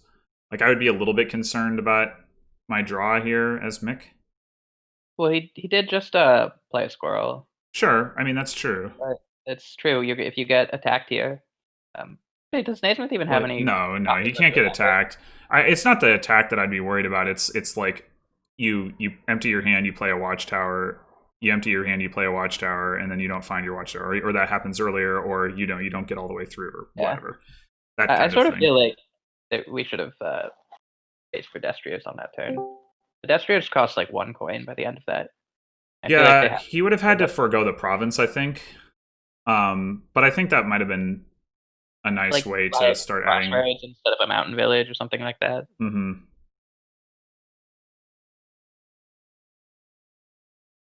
Yeah, I could definitely see that being correct. I mean, destriers are actually potentially easier to pile than watchtowers or mountain villages if it comes to that. True. So, I mean, which could be a good or a bad thing from Mick's perspective. Yeah, the gains are a pretty big limiting factor for sure. I mean, the Um, Destriers, like, if they had started in on Destriers last turn, I think yeah, it's I'm not expecting him to pile. I'm just saying if Mick had picked up a couple this turn and got a couple more on a subsequent turn, he'd be potentially looking at pile out on that. I mean, the other thing about the gains is you could pick up more storerooms if you wanted more buys. Or a forge. might have a win. Uh, Well, he would need 17 coins and 7 buys. He does have 7 buys. that seems achievable. It does. Pretty sure he can get 17 coins as well. Yeah, he had at least 16 coins last turn. I think a little bit more, maybe 18. I mean, he could dud right here, so I don't know how. Well, he should. Like, be a perfect draw. It seems like he should open with Hamlet and not. Sorry, with Mountain Village and not Hamlet. Yeah, I would agree with that. Because there's nothing he wants to be discarding. Yeah. Okay, dud all of a sudden seems almost impossible. For him. Well, the only thing is, if he is going to go for the pile out, he needs to be discarding for buy with all of his Hamlets, which is a big ask. Like before he's seen any of his watchtowers. Like, so yeah, I mean the storeroom can probably find a watchtower, but the more cards you discard with Hamlet, the harder that is to do. Angling for like a triple province turn seems like a better win condition to me than Yeah, Mick has 5 even, Hamlets. even like double province duchy, a better win condition to me than the pile out. I mean, I guess at the very least I would start here by playing a Hamlet and then well, I guess you could argue for storeroom all of these cards right now. That's probably what he's thinking about. I would probably keep at least one hamlet if I was gonna the big storeroom. But I could be convinced that is the move. Draws a poorhouse. So like now I think you kind of actually just have to storeroom 5 cards. Do you keep? I guess the question is, do you keep? You discard for buy here, and do you keep? I don't think you can afford to discard for buy because you really want to have a turn. Like if you dud, you're just toasted. So you want like the extra card search space with your storeroom. So I would just play the storeroom and toss all the poorhouses in the province, keep the hamlet. Yeah, I guess I'm now thinking that I would have played the storeroom instead of the hamlet in the first place, but I think also like keeping the hamlet, like discarding the hamlet with the storeroom isn't really necessarily better, right? Because the hamlet still like on its own gets you 1 card deeper into the yeah, shuffle. I wouldn't discard the hamlets. I think it's correct to hang on to those. But the Oh, point I is see. that by Play a second. Yeah. playing the hamlets after the storeroom means that you can make the discard decision after you have more information. Like you're gonna to have a turn, you're gonna be drawing around anyway. So discarding like 4 port houses in a province. Well, 3. It would have been 3, but it would have been fine, I think. Wow. Card for action. Well, I mean, he does have a lot of terminals in his deck. He kind of needs the actions too. Fair enough.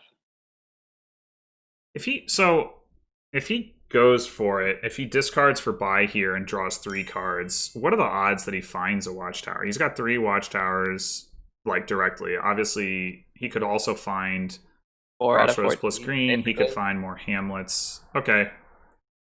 Oh, but he did not take the buy. Yeah, seems correct to me. Yeah, so he will not be piling. I mean, if you hit double province here, like that's probably good enough. I don't think Naismith can get triple. I don't think so either. He hit double. He had like maybe 17 coins last turn with bought 2 provinces and nothing else. So I don't see how he could possibly triple. Like I don't think he. I mean, there's probably like he played... could maximize his storeroom payload a little bit. Really play for it. Like from this hand that he has here with what? Naismith got 4 coins off of his storeroom last turn. So he could potentially get like 8 coins off of his storeroom here. That's Well, pretty short of triple though. Yeah, I still don't think he didn't play any poorhouses as squirrels. I don't know if maybe he left any poorhouses unplayed, but I don't think a triple is likely at all. Yeah, double seems like it should be quite winning for Mick. Naismith does have a 3 card Sinister Plot, so if he needed extra payload from storeroom, he could get it that way too. That's true, yeah. So that's like 7 more coins than he had last turn potentially. Yeah, did he not have a squirrel going into that turn? Going into his last turn? Yeah. I think probably he did. Yeah, he did. So, I mean... this is... I mean, it's good enough. It's not amazing. Squirrelet. So what's down there for... Oh, interesting. Yeah, he decides not to try to draw around, presumably because he's just going to double anyway. Seems reasonable. Play a couple squirrels to... Like, 1 hamlet, 1 poorhouse down there. And a province. So I suppose squirrel is just better than drawing into that. So I guess the question is, should Naismith try to triple here by just playing a huge storeroom? I mean, I think I would probably think go it's for his best option. I mean, like, he should probably count to see if it's possible. I'm not even sure that it is possible. If it's not possible, like, there's no reason to take that risk. Well, right? sure. Yeah, if you can determine that it's not possible, then obviously don't do it. It seems like he's not playing for it. And I could believe that he's actually a few coins short, like the pop plot and everything. Actually, I suppose the best way to do it would be to find the crossroads early, which didn't happen. So actually, with an early enough crossroads, well, he did just find the crossroads. But if you had found it without having to discard a ton of those hamlets, made a lot more coins with your storeroom. I mean, he had almost a full hand minus like the hamlets that he played.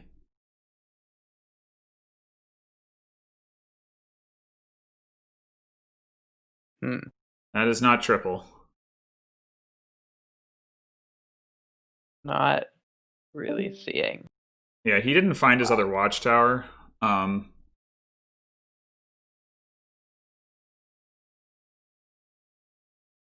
Yeah, this line makes sense to me. I do think there was some order of cards where Naismith actually could have tripled there, and I think he played for it correctly. He just needed to find the early crossroads, be able to discard a lot of cards for coins, and then have a bit of a lucky draw afterwards. Which, to be fair, wasn't a particularly likely thing, but it was an out, and it looked like he played correctly. Could it possibly have been correct for Naismith not to take a province there? Nah, because if Mick doubles again, then Naismith just can't overcome the points differential. You gotta just pray for a duck.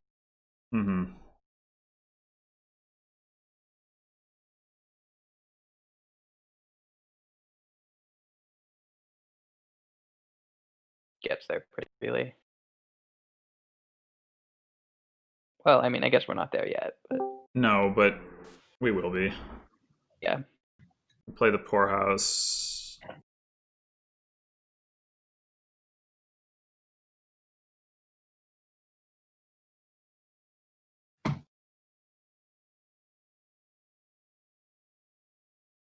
He just needs to find, one more poorhouse.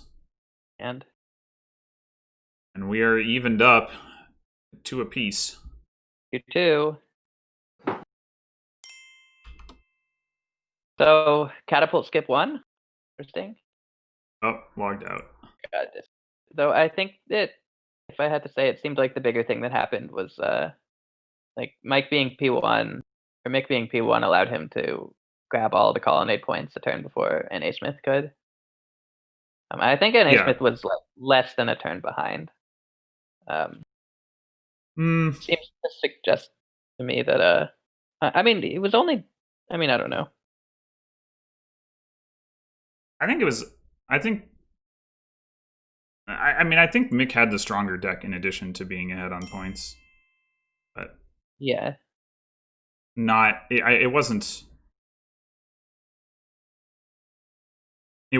definitely wasn't like completely out of reach. It's still not clear to me that catapult skip was necessarily correct. Yeah, I mean, there was a lot of other factors, of course. I have actually... Oh. I was going to say, I've actually never played a game with Desperation, but I guess...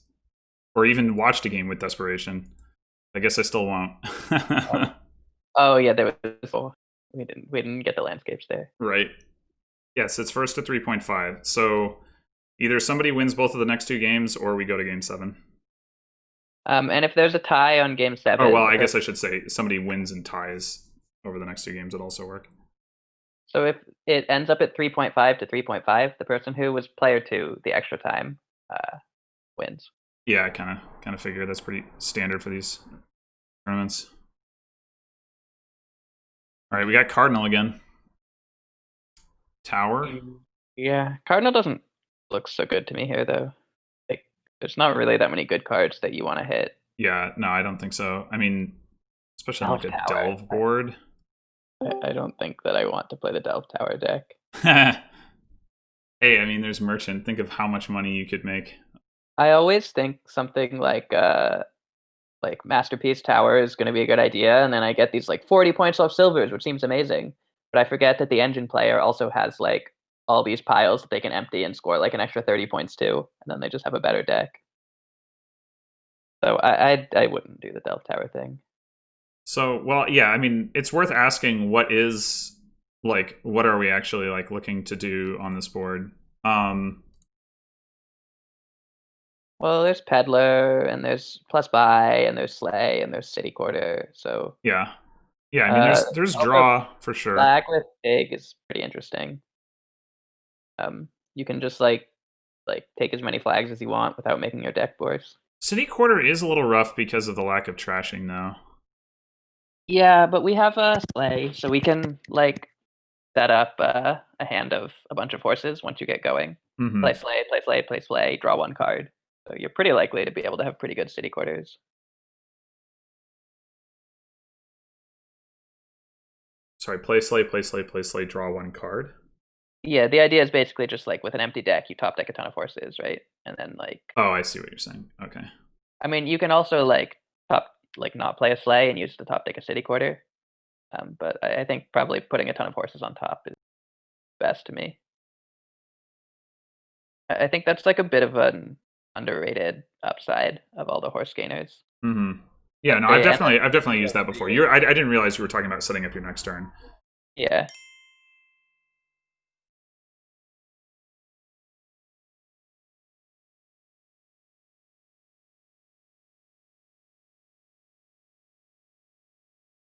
Five two looks pretty nice. I mean, I guess. Okay, I mean maybe there's no five you want. I think I want to open sleigh either way though. So Yeah, it seems fine. I think I'd probably go sleigh. Well, I guess. Yeah, I was thinking about sleigh horse traders. I mean, maybe there are scenarios under which you take flag bearer, but I'd probably not. no, taking the first flag bearer seems pretty bad to me on In this board. general, I'm very against it. I think it can, like, sometimes you have reason to believe. So, like, if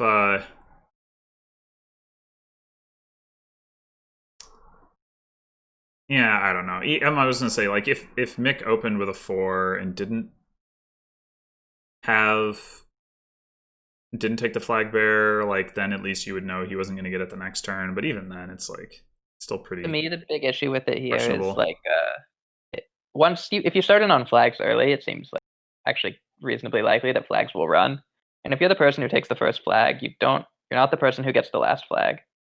Yeah, with Way of the And Pig, flooding your big, deck with flag bearer exactly. is not actually harmful.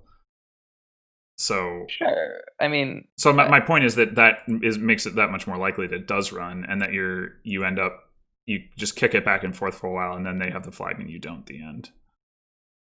yeah. I mean, taking the first flag is fine sometimes, but I don't think you want to take it like in an opening position where you're not ahead. Like if you have better deck control and you have more ability to keep buying the flag without it really hurting, and like then okay, you can buy flag and you can start to really snowball your lead like that, right? Yeah, I would say. I mean, Early basically, my flag outlook is like on it is taking the flag first is usually bad. Not always, but usually. taking the flag first in an even position, I think, is usually bad. Taking the flag first when you're pretty ahead is often pretty good because it can snowball your lead pretty hard. Now, It's maybe like I your just don't opponent. find myself in that scenario on flag boards often enough to say. Yeah, I mean, I think the thing is just like if you can take the flag in a position where like it's gonna hurt your opponent's turns quite a bit to be buying flag, then it won't be hurting your turns that much to be buying flag, then it can be like quite strong.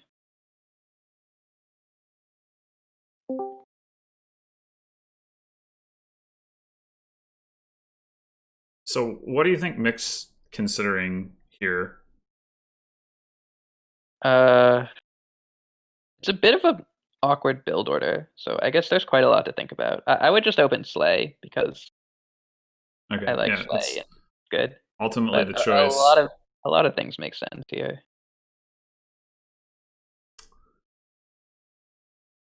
Nasmith auto playing the coppers with nothing at 5 to buy, revealing information to his opponent. What a mistake. Well, Mick already mirrored and bought the Slay, so it doesn't matter. I mean, maybe he wants the Piazza. You never know. Yeah, that seems good.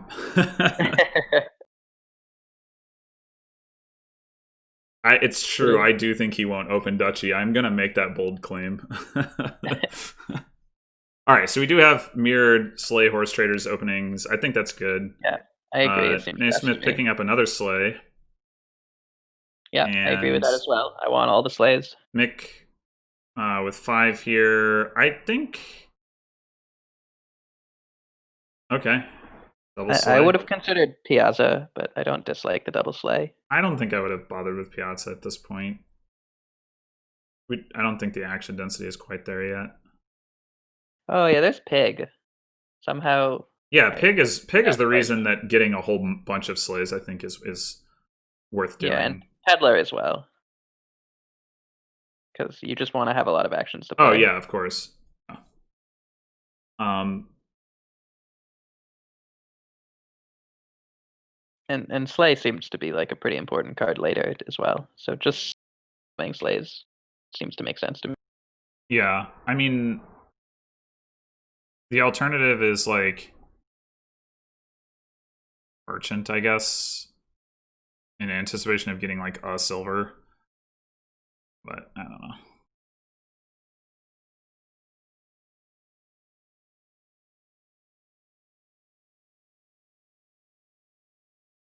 Turn Yeah, I mean, 5. I think at some point you do get a silver. Like there's not so much. Well, I mean, 0 silver seems like a good amount of silver to me. well, If I if want you're gonna any, put merchants into your deck at some point, which you might, then like you might as well have a silver to make them into peddlers. yeah, I mean I don't know. I don't know how important merchants are. Halo does I think if peddler I and want cardinals. I don't know about cardinal. Cardinal seems I mean, you pretty definitely are gonna meaningful have to me. some horse traders. Like there's almost no good cards for Cardinal to hit, right? Cardinal doesn't hit Slay, it doesn't hit Peddler, it doesn't hit City Quarter. Lep isn't too bad because you can pick it. Yeah, I mean the question is actually whether you want the golds. I think. Yeah, Lep seems potentially okay once you have like pretty strong deck control.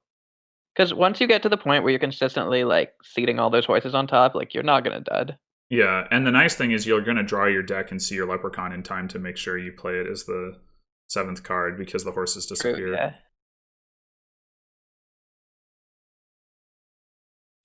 I think I like this City Quarter pickup from And if you want Naismith. the wish, yeah. I mean, honestly, I will say like the wishes aren't like amazingly strong on this board by any means. That's true. Like, what are you wishing for? Merchant? Yeah, Gold? horse Wish is traders. big. I mean, not indefinitely, but you know, some horse Yeah, traders. no, Wish is a cantrip for City Quarter. Sure.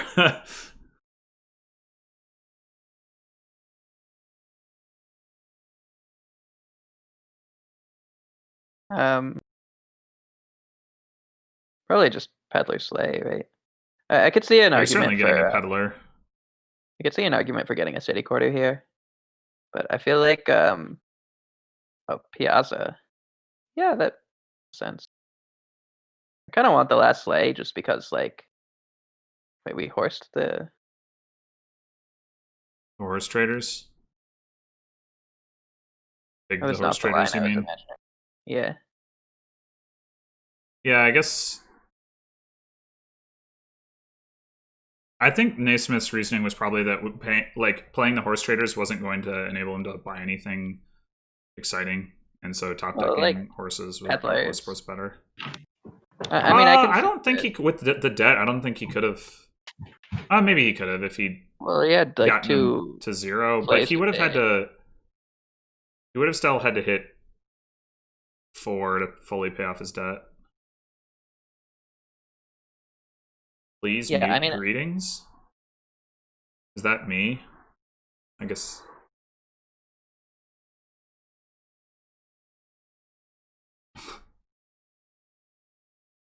Oh.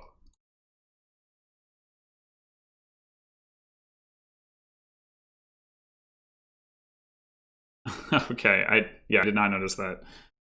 well, they're muted for me. I just muted them.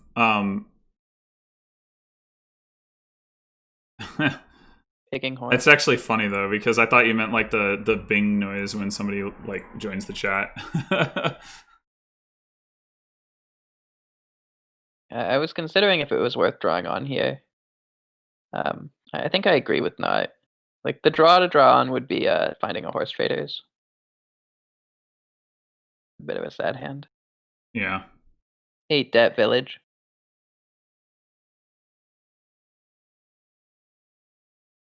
Well, I mean, you can play the horse first, and even if the city quarter gets worse, you play it as a pig. It doesn't actually get worse, like much worse, I should say.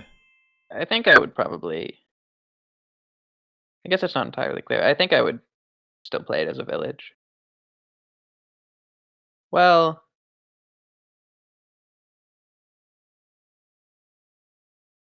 seems close, I guess. Yeah. Like, you're not very likely to draw 2 actions with this horse. No, that's true. But then again, that also means that you're not very likely to make use of the plus action from the city quarter. So Indeed. it would have been exactly the same. I mean, I guess that what you might do, right, is if you chain some horses together, like you can, like you play a horse, you draw Right, something in a horse, you play a horse, you draw something in a horse, you play a horse. So now you drew 2 actions. Okay. Right. Oh, that's true. I always get caught out by that with Piazza because it only shows up in the log. So I often miss the fact that like something was revealed at the top of my deck, which is one of those UI things that I find disappointing. Well, so it keeps pigging the horses. I guess that actually makes sense because it really increases your action density for city quarters. Yeah, if you're not expecting to like draw all the way through this turn and you're only like looking at probably drawing like a couple extra like coppers or estates, I can definitely see the argument. At some point, obviously, you want to be using the horses to go off, but True, just hoard all of the horses. yeah, I guess that's an option as well. I mean, that would actually be quite brutal. If You you'd could have pull that to, off. so what you could do, yeah, I mean, they each have. Did they split the slaves 5-5? I'm not sure. Who bought the last sleigh? I don't remember.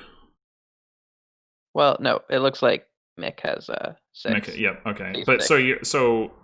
you're gonna have each of them can gain at least 8 horses in a turn, assuming they can play enough city quarters.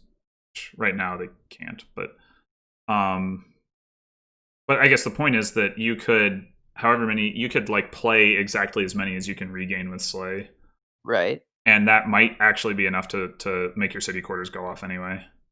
I mean, if you have 30 um 30 horses in your deck, Well, the like 30 city cantrips, like your city quarters are probably going to draw. they won't if you don't start with a good hand, though, necessarily. Yeah. I mean, they might. Fair. Like, it depends on the order of the cards, I guess is the point. Like, actually playing the horses as horses makes it a lot easier because you're increasing your hand size already. For sure.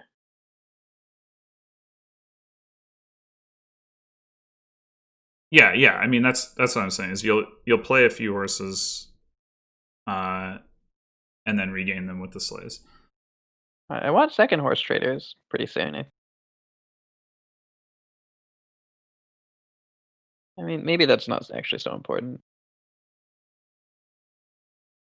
Now that we're talking about all this like horse pile control stuff, I'm wanting to do it, but I'm not sure that the players are really thinking about that, or that they necessarily should be. I actually do think it's worth thinking about because like if you do it successfully, you are gonna shut down your opponent. I mean, provided the timing is right, right? Like if your opponent has, if you do it at a point where your opponent still has like a solid amount of the horses, then it's not really gonna make too much difference. But if you do it, if your opponent like puts a bunch of horses into a shuffle and then goes through that shuffle, without like replenishing the horses for whatever reason. Yeah, Like they that's expend them and starting don't to seem replenish like them. less and less likely, though. I agree. I think it's something. Yeah, I'm not saying it's something to aim for so much as something to keep in mind. Like if the opportunity is there, I would take it. That's such Do a you wish strong for denial play. you wish for flag here? Because Mick has more gains. Um, like Naismith doesn't have a lep or a second horse trader, so gaining a flag at this point is like actually pretty expensive. That's that's what he did. I think it's a sensible play. Yeah, I think it makes a lot of sense here. Because it's going to be quite awkward to try and Top deck's flag top there. deck the flag there. Oh, because he's going to be top decking a city quarter too, so that makes sense. Hmm.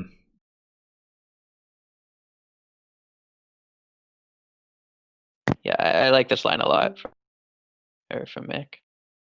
So just Peddler and top deck City Quarter. There's even an argument for a Horse Traders. I don't think so. Yeah. Like if you're gonna get a Horse Traders, you might as well wish for it next turn. Well, you might end up wishing for Flag Bearer again, I guess. I Like think he's still gaining a not Flag Bearer doesn't for have so Naismith many is buys that way he too needs. expensive. Right. I mean, I'm just saying it's possible. That the argument for buying a Horse Traders there would be if you expect to be wishing for Flag Bearer. Because you can wish for Horse Traders, and that's generally going to be better than like putting the Horse Traders into your deck now, assuming you can Fair draw enough. it. And I mean, having one debt instead of like, I don't know, however many more debt he would have taken. Four more and debt, that's the thing is like a lot better. You add 4 debt and you get 3 coins back, which means you're not probably going to be able to hit double City Quarter anyway. I mean, he is going to gain another gold presumably, but this is a bit interesting here for Naismith. There's the City Quarter on top, but he also has the chance to top deck a bunch of horses. It's not entirely clear to me which is better. 3 horses on top versus a City Quarter on top. Probably 3 horses on top is better, right? I mean, why not? Oh, it could be 4 some if we're of picking both? the horses, right? Well, you can't. Oh, with discarding some slays. So you could, Sure. you could draw the City Quarter and then discard it. Oh, with the Horse Trader. With the Horse Traders, okay, and then draw like again after playing some slays. I mean, you might redraw the City Quarter, but you might not. But you could also just play some slays and use other slays to top deck. So, I mean, granted, he only has 3 actions. So, well, we can pig these. Horses can be pigs, so they can get saved, and so yeah, I like that line quite a bit. But we have to figure out what the plan for the buys are too. Mm-hmm. It definitely feels bad to let Mick just hang on to this Flag Bearer, but I don't really think you can get around it. Oh wow, he plays the City Quarter. That makes sense, actually. You just want the actions. Yeah, Wait. maybe. Oh, I don't like this play order. He could have top decked more horses. Really? Yeah, if he played the Horse Traders first and discarded 2 horses, there'd be 2 more horses on top. Oh, true. Yep. So, I mean, he can go City Quarter Flag Bearer here, but I think it might be better to go City Quarter Leprechaun. Yeah, Lep or Horse Traders. I guess Lep is probably better. Getting access to the wishes, I think, is going to be a pretty important way to ramp up the gains.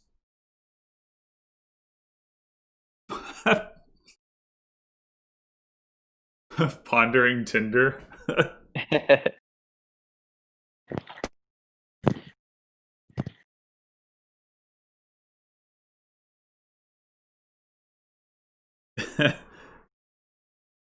Not sure if it's better than Squandering Windex, but it's up there.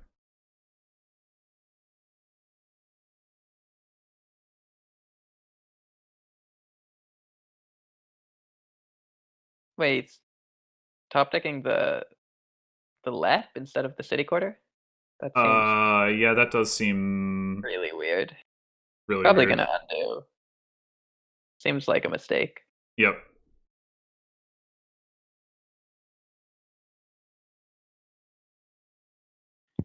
Yeah, okay. Probably it can be I find the interface for Slay to be confusing sometimes.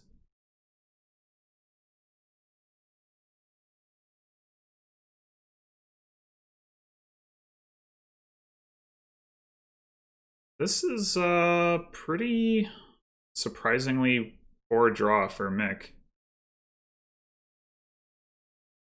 Yeah, this seems like quite unfortunate. Mick has no horses? Is that true? Did he not gain any horses last turn? Well, a couple. But yeah, this is like quite an unfortunate turn for Mick. Which is really, really good for Naismith. He does get to pop his Lep. Good-ish. Moral of this kingdom, hold your horses. That's good. Okay, well now we're getting into that situation that we were talking about. Chat is crushing it here.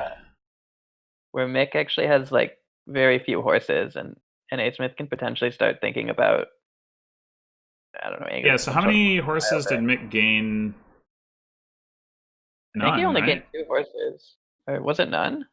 Did he Yeah, play a because he pegged sleigh? the sleigh. No, he pegged it. Oh no, he did. He did play a sleigh. Okay. He has Okay. like 2 horses. Yeah, I mean, I don't know that I think Still a ways Naismith away can from gain that enough being horses, though, is the actual problem. Like, he can gain a lot of horses, but not 8 that many horses here. horses. Yeah, I mean, it's potentially going to be reasonable. We'll see how it plays out. Because Mick is... Well, there's 23 horses in the pile. He can gain 8 of them, right? So it's like... Yeah. That's not going to do No, anything it'll take to a Mick. couple turns to actually start hurting. Yeah. I mean, he can hang on to the horses he's got now, certainly.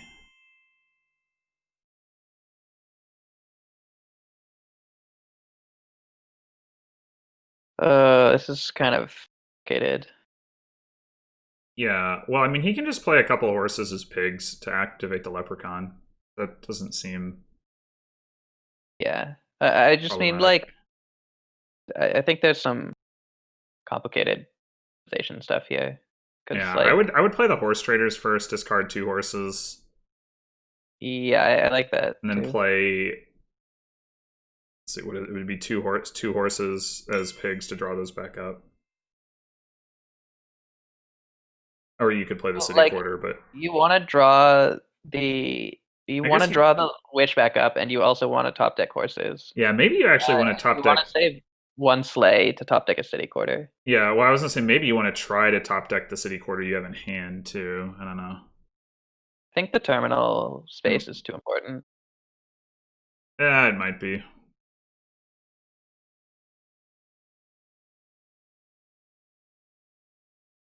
All right, so are we wishing for flag now?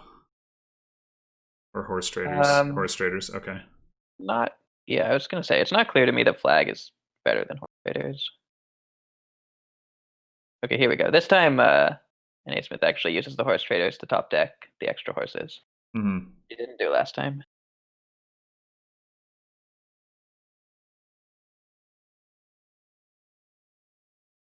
It's a good turn for Naismith. Could empty the city quarters. That sets up.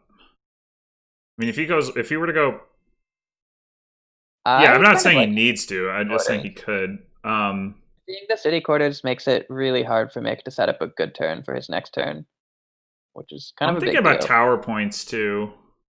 So Mick is up because of the tower points from Slay. 2 city quarters. I like city quarter peddler. I think that puts Naismith in a really good position to win this game. Yeah, so right now he's got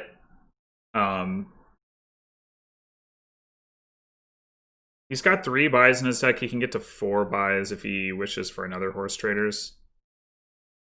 Well, like, Mick is quite likely to dud here, I think. Does Naismith know that though? Actually, is Mick likely to dud? Is there 2 city quarters on the bottom of his deck? Actually, maybe Mick is quite likely to have a turn. I'm thinking about like the pile out on peddlers and city quarters right now. We might take province, yeah. I did sort of like denying the last city quarter. I could be convinced that it was worth being afraid of the pile out. Well, I mean, the pile out wouldn't come in the next turn, like for sure. There's not enough gains. Yeah. But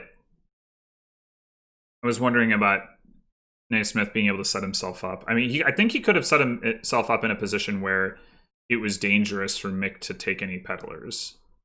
Maybe. Right. I liked taking the last city quarter, I think. Because it's quite nice to deny the ability for Mick to top take a city quarter this turn.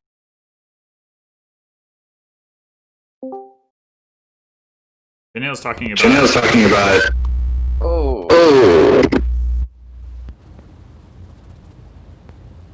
What happened there? Unmuted user. I just muted them. Holy crap. That was some real feedback right there. Yikes. Am I back? Yeah, you're good. Was that audio from me? No, that was there's somebody else joined the chat without being muted. I muted them. Okay. Whew. Commentate and moderated stream chat next time. I don't Yeah, do that. know what. Oh, okay.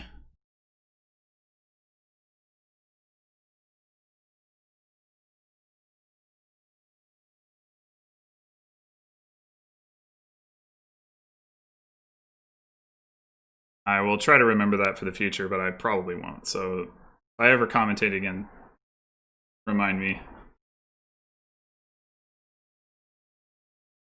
Anyway, so Janiels was talking about tower and silvers. I think is I think joking. yeah, I was gonna say I think he's joking, but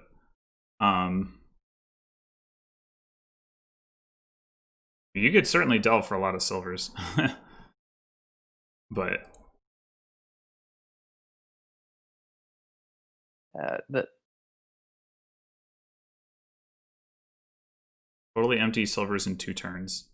The empty silvers in 2 turns. Are you drawing a deck after your first turn? I mean, how many? So you'd have to buy. You could gain a silver with your wish, but other than that, you'd have to buy 20 silvers. That's 40 coins. Not so convinced. 15-ish silvers the first time, and then you use the money. Yeah, I don't know about that.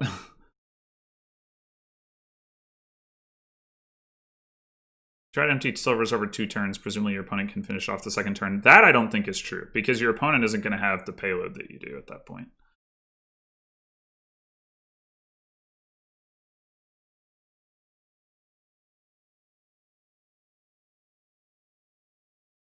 I mean, it's an interesting idea, at least, but I don't know about it. I mean, maybe if you're the player who's like kind of behind, go for it. But it seems like a good way to throw away a completely one position. I would definitely not,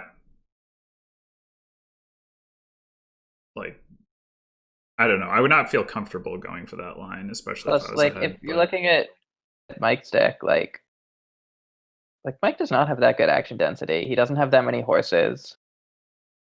I was assuming that J Nails was talking about doing it as Naismith. Right, but at that point, like, why play a risky line as Naismith when you're so far ahead? Right.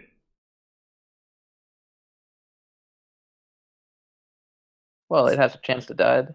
Yeah, it seems riskier than not doing it. I would say.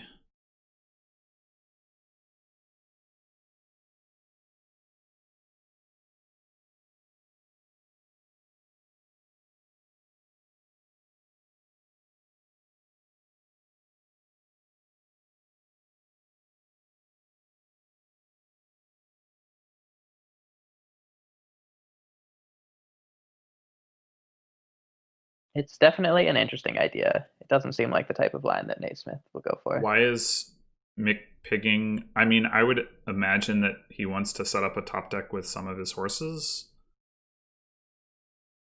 and find his wish. To find a wish, I guess.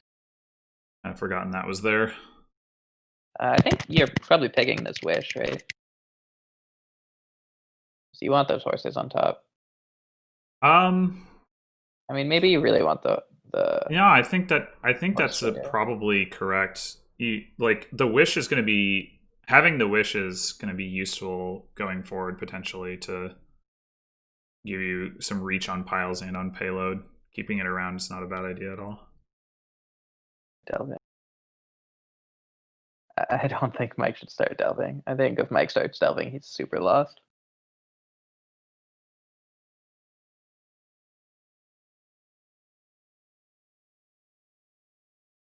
Yeah, okay, so he does top deck the 5 horses.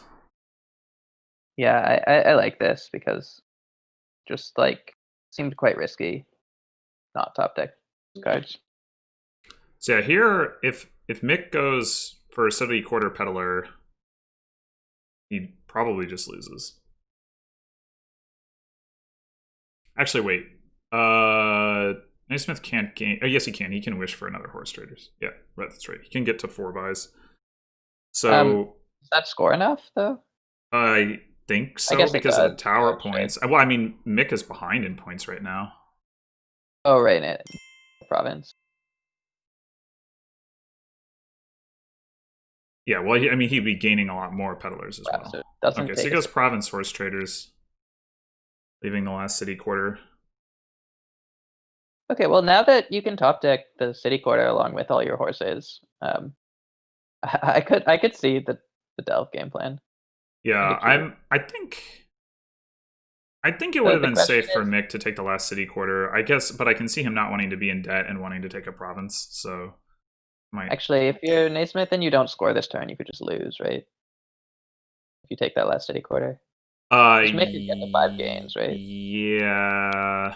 He has 2 horse traders, a wish, and an Yeah, because he left has the wish in his deck. That's right. Yeah. Yeah. I could, it might not be the best way to try and win in this position. I'm not entirely sure, but I could be sold on going for the delve thing at this point. You could set up like ton of horses on top with a city quarter and then just go for it.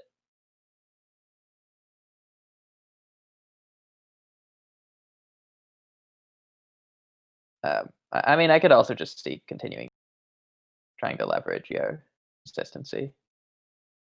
The fact that you can't.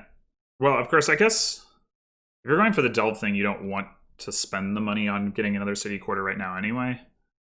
Well, I think you want to top the quarter. Right, but then that's like 8. That's 8 coins worth of delves that you're not doing this turn or next turn. So like, I guess this turn you're setting up to start it next turn, but that seems too slow. Well, I mean, if you were going for it here, the idea would be you would buy a ton of delves down to 0 and take the city quarter for 8 debt.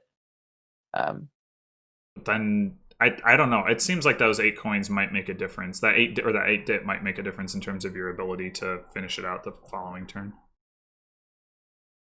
4 gains. So he has 2 horse traders. He has a wish and a lep. So I count 5 gains. Yeah, he has to play both of his horse traders, play the wish into a horse traders, and play the horse traders, and play the leprechaun. Gain another wish, draw that horse traders, or draw that wish and play it. Gain horse traders, play that horse traders. Ultimately, ends up with 4 horse traders in play if he does all that. Yeah, so that's 5 gains. That's a terrible way of explaining it on my part, but is 2 horse traders and 2 hypothetical horse traders.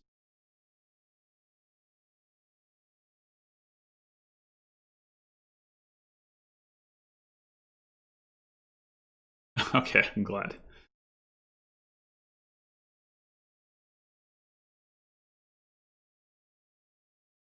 I wonder if N.A. Smith is thinking about going for the delve thing here. I would be surprised, but It's definitely a cute idea. I could get behind it.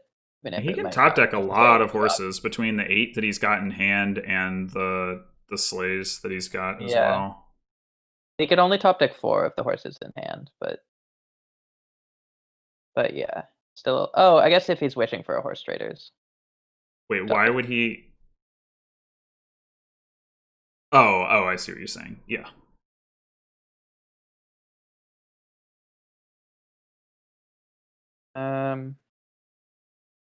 Thinking. Yeah, he can if he plays 3 horse traders and 2 sleighs.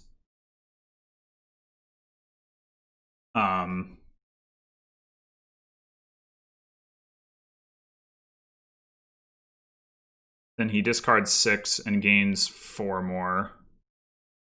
Yeah, the question he to me would be top decks if you're 9. taking this last city quarter with that game plan. Hmm? The question to me is if you take the last city quarter for the game plan. I mean, if he doesn't do the delve thing, I think it's pretty clearly safe for him to take the city quarter. Well, he has to get points. Yeah. As well. Oh, right. You can't take the city quarter. Actually, and maybe the it's not safe play. because if Mick empties the peddlers, yeah, I take it back. It's not. I don't think it is safe because if Mick empties the peddlers, that's another 5 points to Mick.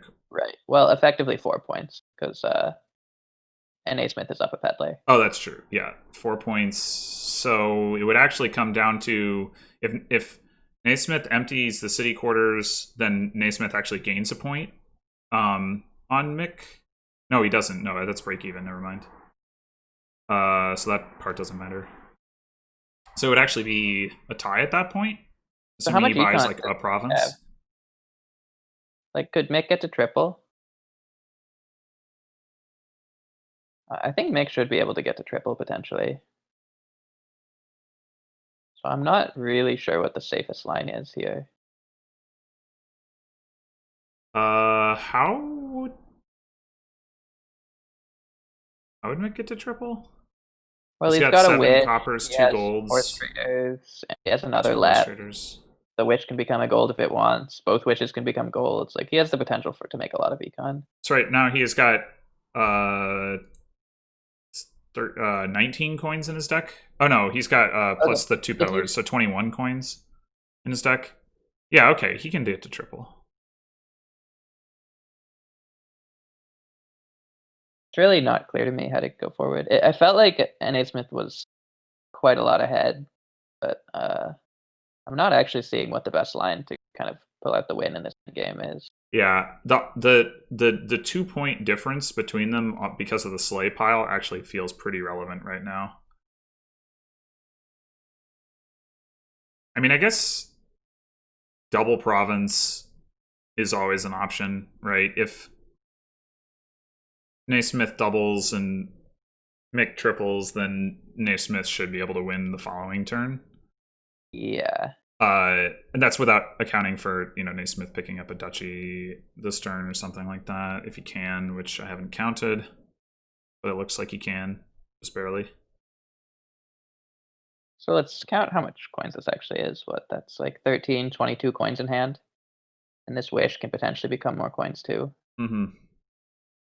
Yeah, I mean, tripling seems like a terrible idea, but yeah, I think double plus a nice card seems nice. He could double and also gain 2 duchies if he's willing to spend the wish on it. I don't know that that's a good idea, but it's at least an option.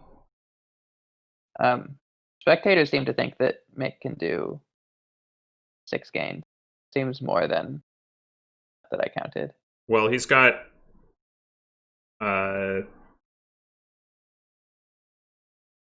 yeah, I was counting 5 gains. The horse trader pile is a pile that we actually weren't counting, which is actually lower than peddlers, right? It's the same as peddlers right now, but yes, size, right? Yeah, because of the the horse traders got lowered sometime during. Yeah, well, also we were like not counting the wish gaining a horse trader as an extra gain. I was just counting the buys. So horse traders is a potential pile. Right. Yeah, actually, that makes things even more awkward for Naismith, I think. Well, I mean, I think double plus a nice card is fine. I don't know. I mean, so if Mick empties the horse traders, single? Why would you take 2? I don't see why you take 2 duchies over a province. Yeah, I agree with that. Mixed deck can't quad, can it? No. And if it quads, can you beat it anyway? Yeah, I don't understand the duchies. 12, 24. Okay, I guess you can beat quad, but I mean, I don't think it's possible for a mixed deck to quad. Yeah, the reason I don't understand it is because I don't think Mick can quad. He can get to 24 like pretty comfortably, but I don't think he can get another 8 coins on top of that. I mean, unless I'm underestimating how many horse traders he can actually play if he doesn't play any sleighs, which I might be. Yeah, I mean, I didn't count super carefully, but 32 seems like more money than his deck is. I said he had 21 coins in his deck right now. He can get 2 wishes. 5 duchy and a city quarter. I don't think he has enough gains for that. Wish for 2 T maps. I mean, No, That I mean, would be... if your goal was just to take 4 provinces, you could actually do that. So maybe playing around the quad was actually correct. Yeah, that's really interesting. I would never have thought of that.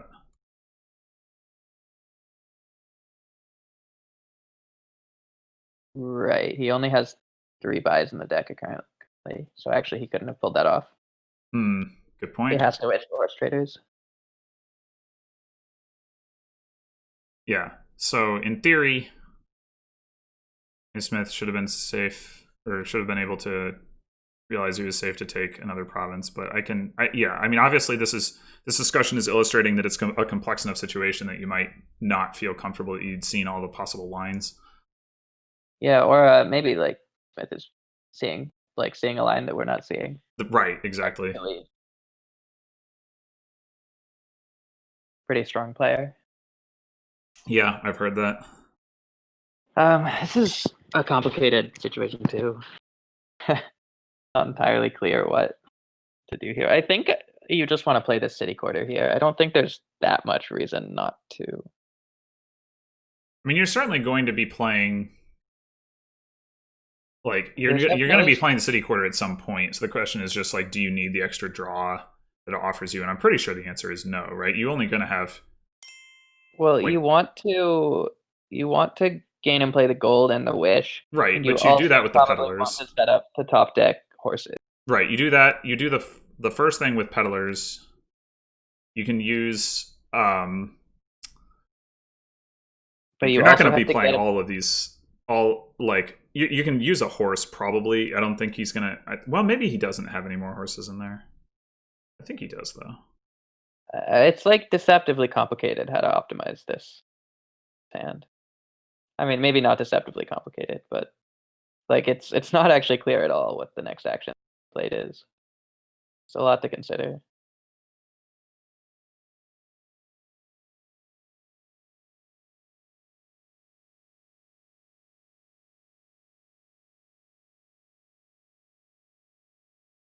So it seems also like we were way off about the estimate that he couldn't quad. Quad seems like it was potentially pretty trivial. Just looking at. Are you reading that off of 31 in hand? Because I don't think. I didn't forget about the flag bearer off giving 2 coins, but Yeah, I mean, even just looking at it, like there's a lot of money in there. And there's also lap, and you can wish for gold, and I don't know. It's a lot of coins. okay. I mean, well, he's got 12 in yellow, 14 from flag bearer, 15, 16 from peddlers, 3 more from the leprechaun in some capacity. So that's 19. The leprechaun is effectively 6, right? Yeah. Well, yeah. I was gonna say like 6 more from the wishes gets you to 25.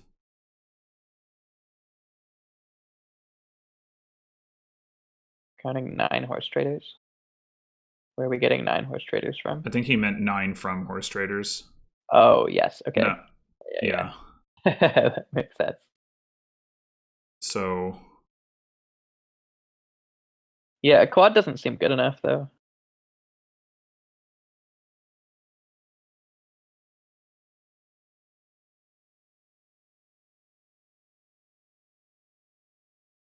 So he would be gaining.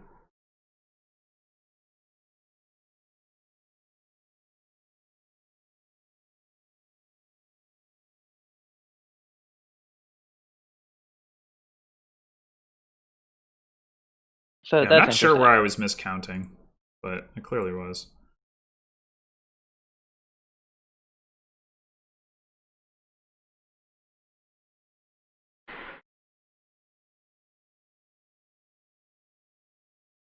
Get it endgame.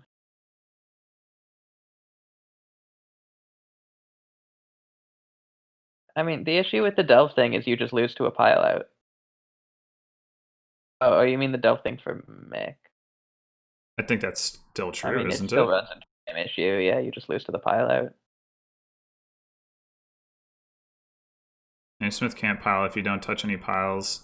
Did Naismith not have? Did he spend his wish last turn? I guess he did. Yeah, he spent it on. Okay, so he's only got. Let's see, 3 gains from horse traders, Well, starting if you want, by Leprechaun, Wish, 5 gains.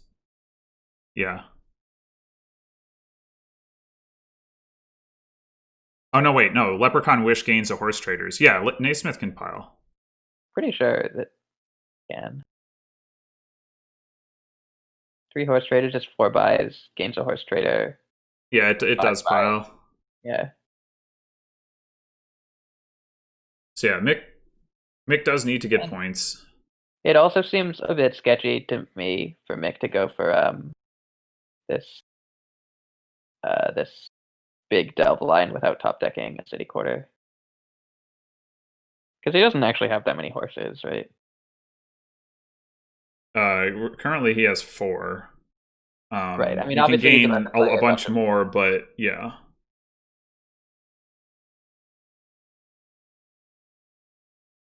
Yeah, this has been quite the end game. I gotta say. Nasmith's line was actually really, really good. Yeah, I did not understand it at the time, but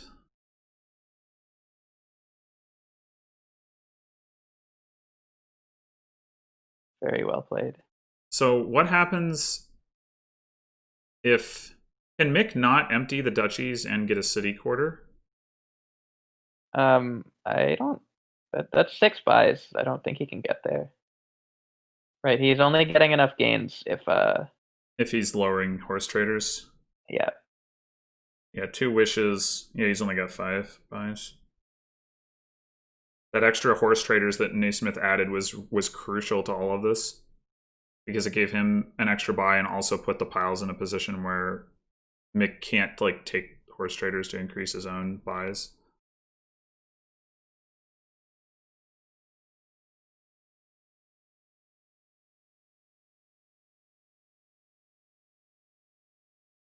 Man.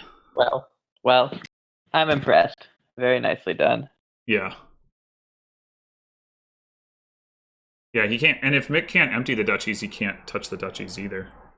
I mean, I guess it doesn't even matter if he does or not, because I can't think of anything that Mick can do that doesn't lose on the spot. Well, hold on. Maybe have we counted whether Naismith can quad? I assume he can, just based on evaluating all of this, but I haven't actually. I haven't really counted, but I'm fairly sure he should be able to. It seems likely. Raider. and then you peg a horse to discard a horse. Let's go. Yeah, you play a horse as a pig. That should work, right? You pick 2 horses and you wish for another raider. Yeah, there are some fireworks going off near my apartment for some reason. I sort of really like this. Second raider doesn't attack. Oh yeah, you're right.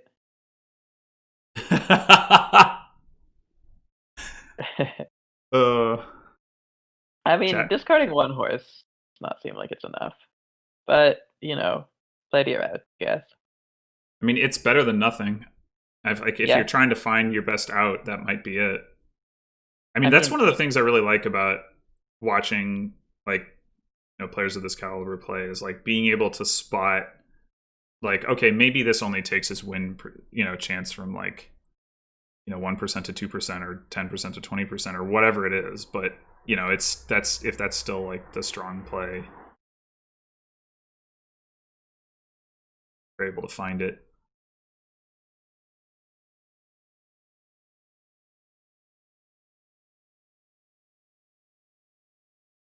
But now what do you buy? Every single card you could buy seems like it loses you the game. Yeah. Cardinal. Double prov. Hats. Yeah, I don't see anything.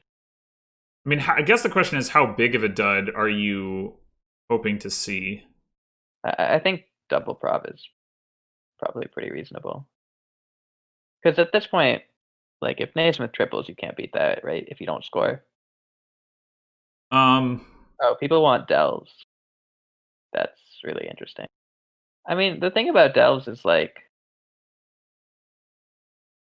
feel like Mick is really, really likely to dud if he starts going for delves here. Yeah. If he was gonna do that, he really should have top decked more than 5 horses.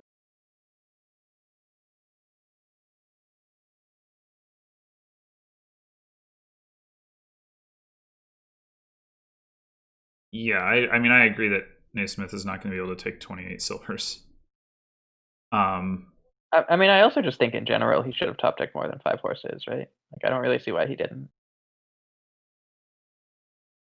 I feel like they've both missed that opportunity a couple times. Yeah, I wasn't sure how Mick was going to play this, but yeah, as it played out, I agree. There was not really any reason to discard green. Oh, you wish for people want the wish for Cardinal to exile those horses. I actually don't hate that. If we're playing for the dud, it kind of makes sense. Then you get those horses off the top of the deck and increase dud chance a little bit more. I mean, that is interesting. Yeah, I mean that's actually like pretty. It would be pretty funny too if you got those out of the way and then Piazza revealed Leprechaun. Horse. Oh yeah, well you could just discard it. Oh, that's true. Yeah. Okay. But I mean, having Piazza miss like it's quite a lot because it also takes away some terminal space from Naismith, right? Yes. I'm not sure how much. See, he's only got the 4 city quarters, right? Mick has 5. Wait, why would you play the horse and not the city? I'm a bit confused.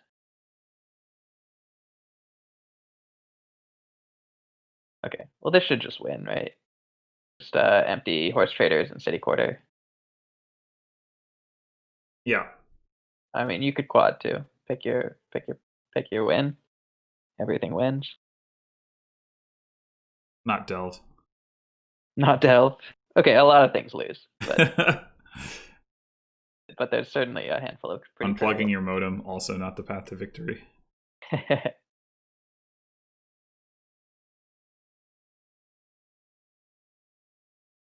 Yeah, that was very well played from Naismith. I think we both thought that not only was he behind, but he was stuck, and not only did he unstick himself if he actually was stuck to begin with, but he found a line that turned the tables on Mick. And yeah, it felt for most of the game like Naismith was in a winning position, but I just like I wasn't totally seeing the line to convert there.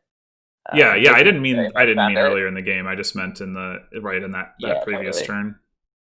It was a really nice sequence of buys. And I mean, we also both miscounted the econ in mixed deck. Like I was rooting for the triple province turn. Yeah. Yeah, so that was very well done. An impressive display of dominion, for sure.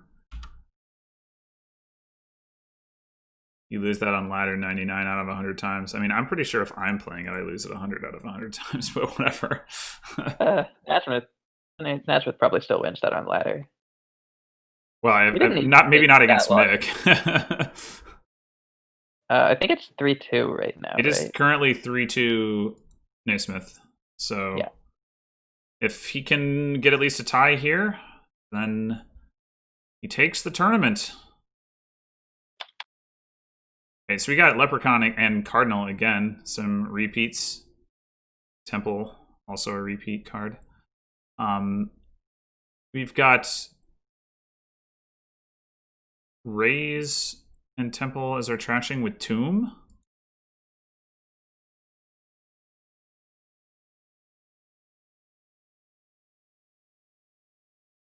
We've got March, which I think is a pretty interesting event in general.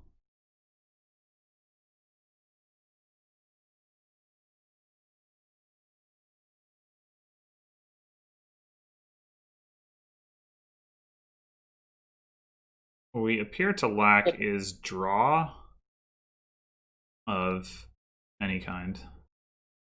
I mean, you could do a royal carriage stack and draw a bunch in one turn. Sure. Not that I'm saying it's good. We also have wisps from trackers, actually. Oh, I suppose. I don't know about activating Leprechaun on this board, though. I was talking about tracker. Oh, okay. Just gaining like a wisp, maybe 2 wisps over the course of the game. Sure. Hey, draw is draw. Okay. I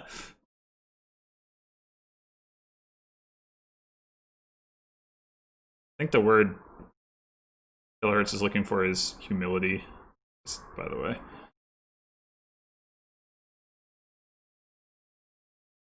Humblation. I respect how similar you are to Humble Castle. Alright,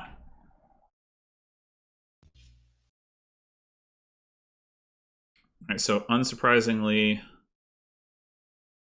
both players going in for trashing with 2 of them on the board. This board is lame. It doesn't really excite me very much.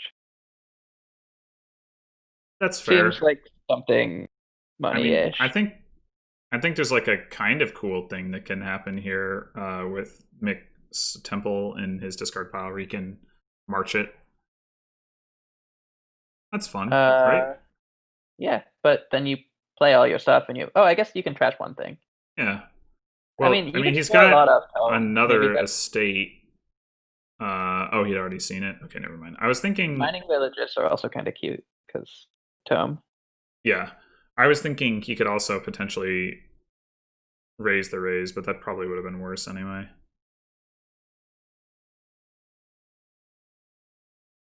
Yeah, I mean, what's the idea? You just slam raises here and then thin and get points, and then trash your raises and get more points, and then the game isn't over. then you buy mining villages and then you trash them and you get more points. No, I don't know. I could be convinced on like doing like getting really thin and playing a bunch of hagglers and gaining a bunch of raises and trashing a lot of stuff. And I definitely think Haggler has a place in this kingdom. WELP stands for Way Event Landmark Project, the 4 types of landscape cards that every board will have in this tournament, or has had, I guess I should say, because there's not a whole lot of will left. yeah, we see the first haggler. Mike loves haggler. Rightfully so. Pretty strong card.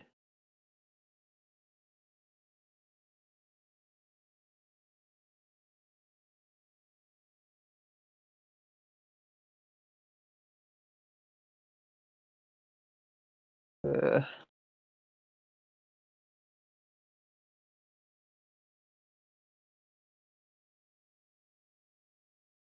I don't think my mic is picking it up, but there's like more fireworks crap or something going off.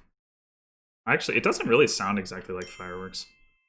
I hear a little It bit of is. something in the background. It is. Oh, actually, yeah. I'm looking at an OBS, but in OBS I've got the filters, so it's probably coming through on Discord.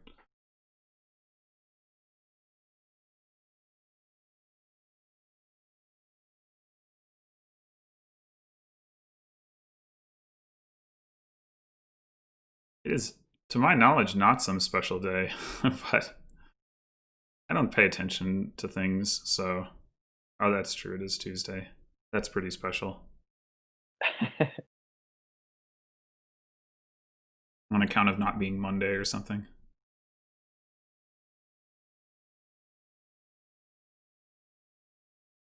Well, this temple is I was wondering a about lot of the points. tournaments thing, but I guess I probably don't want to talk about that in the middle of this match. Yeah, you're looking at the points on the temple pile? Yeah, I think surely take that. Haggler temple. Well, The Royal especially Cleric because, temple or yeah, you something. can grab... Yeah, exactly. Wow, he doesn't want it. Okay. Hmm. What a madman. Okay. That's a lot of points. I don't think I would pass that up.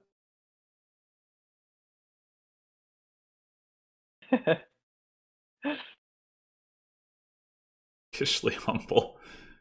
That sounds mean.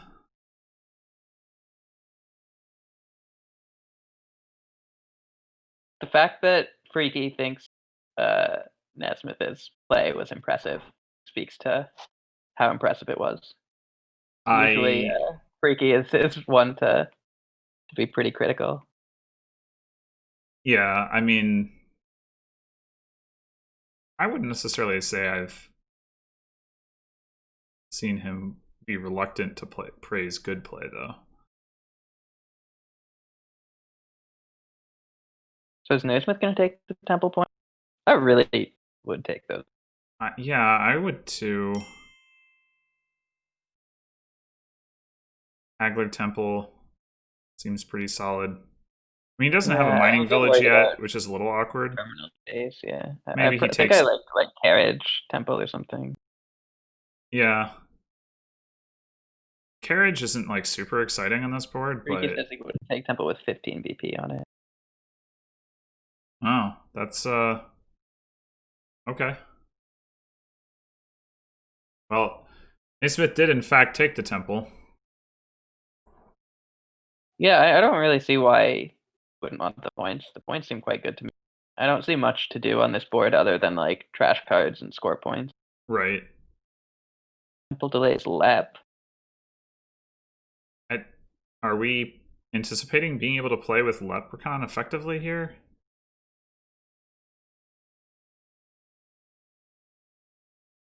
I'm skeptical. Yeah, I wasn't really imagining laps either. I mean, potentially, because since we're just scoring so much with Tomb, it kind of makes sense, because our deck is going to get really thin and we'll just have a ton of villages. So I could get behind it at some point. I mean, I guess one nice thing about like the Leprechaun, like specifically, is like the gold gaining in combination with Raise at least allows you to find, your mining villages or whatever you need to find. But I'm not so sure that you want to be raising your gold. well, I mean, surely eventually you start buying provinces, right? yeah, I guess I'm skeptical about the wish activation is the point. Yeah.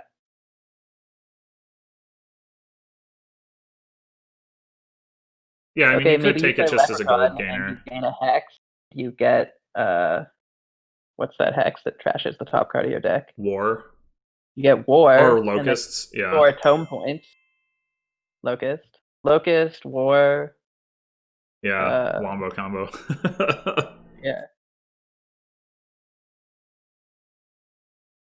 I mean, how many of these hexes are even that bad? Misery is quite bad.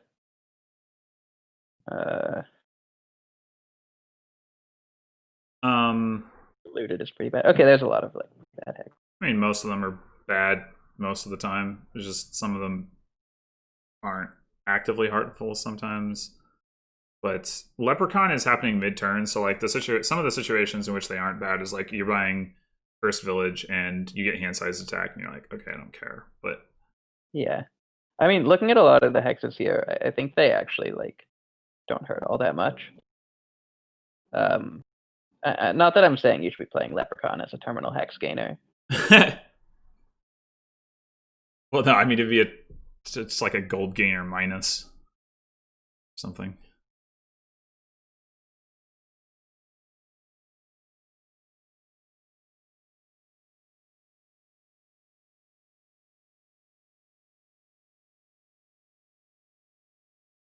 I do think I would be prioritizing getting the mining villages.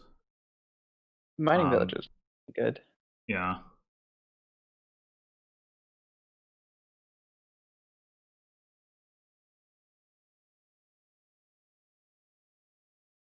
Oh yeah, I mean I agree. You definitely want to do tomb stuff on this board.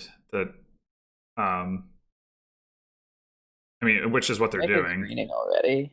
I wanted more trashing. Trash everything. Yeah.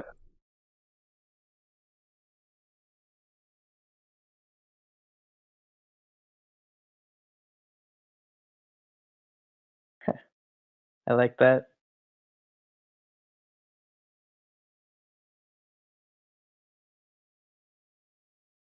Yeah, I mean, also these mining villages like are eventually just points, right? Single point. Yeah. I mean, it's not it's much, points and it's coins, and like maybe eventually you get a wine merchant and you get a double turn in or something. I like building for a while here. Just score a bunch with Raise and like, or sorry, with Tome. Maybe eventually angle for some sort of big like mining village double turn thing in the end game. I don't know if I see wine merchant coming into play too much. Yeah, well, wine merchant only comes into play like in the late game if you're planning to do a big mining village pop turn. because then you get to make use of your. Oh, actually, there's monkey, so maybe that doesn't matter. Yeah. And Haggler just seems better in general. Yeah, I think I agree. Does work nicely with my true. I wouldn't say Wine Merchant works poorly with Royal Carriage. I would say Wine Merchant doesn't work with Royal Carriage at all.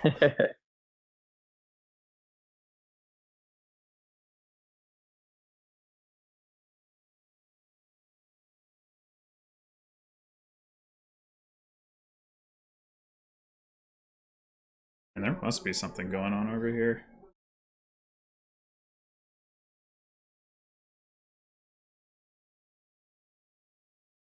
So Mick takes a province and a mining village. So at this point, he's got 3 provinces. Nasmith's got none. I assume. And Nasmith's looking at another pretty awkward hand. But this looks like a loss to me. Yeah, as I say, I assume that Naismith is trying to build up to some not exactly like a mega turn, but like some sort of bigger turn. But I'm not really sure how that works.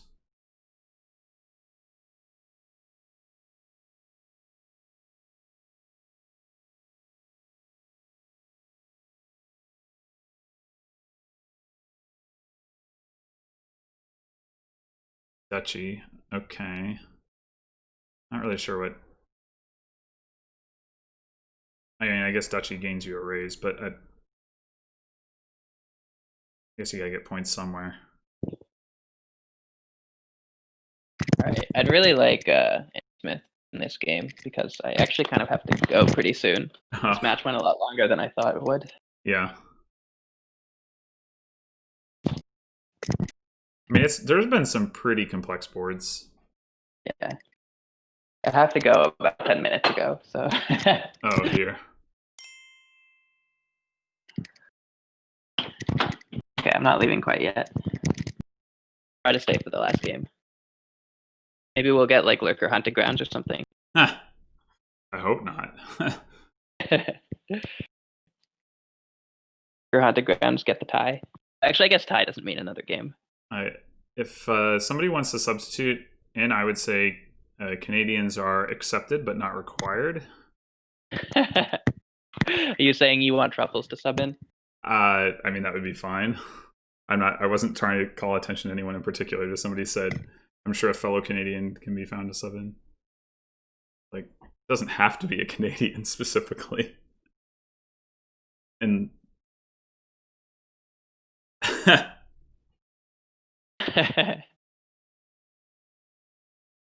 yeah, this does look pretty over. Yep, that's what I sound like for sure.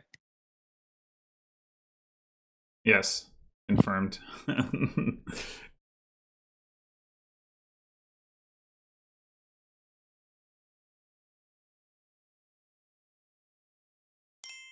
Really, we ought to get Kilohertz in there here since he was the other person running the tournament. But so resign. All right, I don't know if I'm getting booted here. Okay, it was just taking a long time to load that. So yeah, we've got one more game to go. Okay, I can probably stick around for this final game.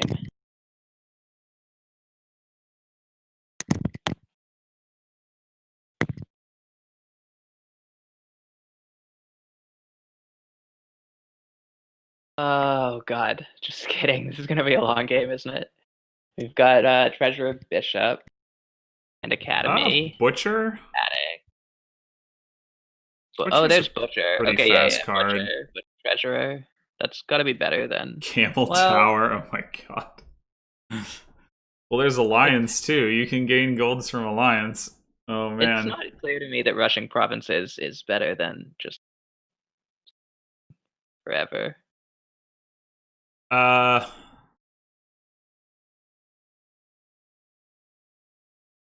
Yeah, see, that's what I was saying. Should be quite long. I agree with Freaky. The best deck to me looks like something that plans to go for the long game, opposed to rushing provinces. I mean, like, if your opponent is rushing provinces, then probably you, like, sort of mirror a little bit, but you start with the big scoring thing, and then, yeah. You can Alliance does give you a bunch of points for what that's worth. Yeah, Alliance has a lot of E. I'm not really interested in giving up my deck control here.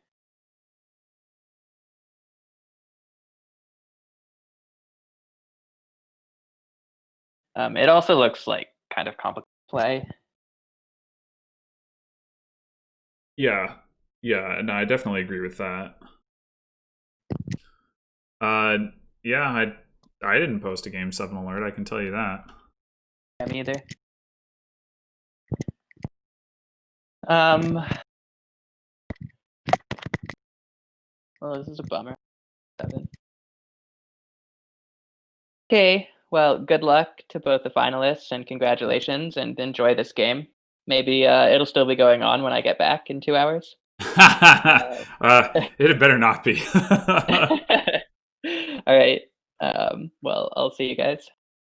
See ya. And thanks for joining. Bye. Yeah, it was fun. All right, so are we gonna have anybody else jump in here?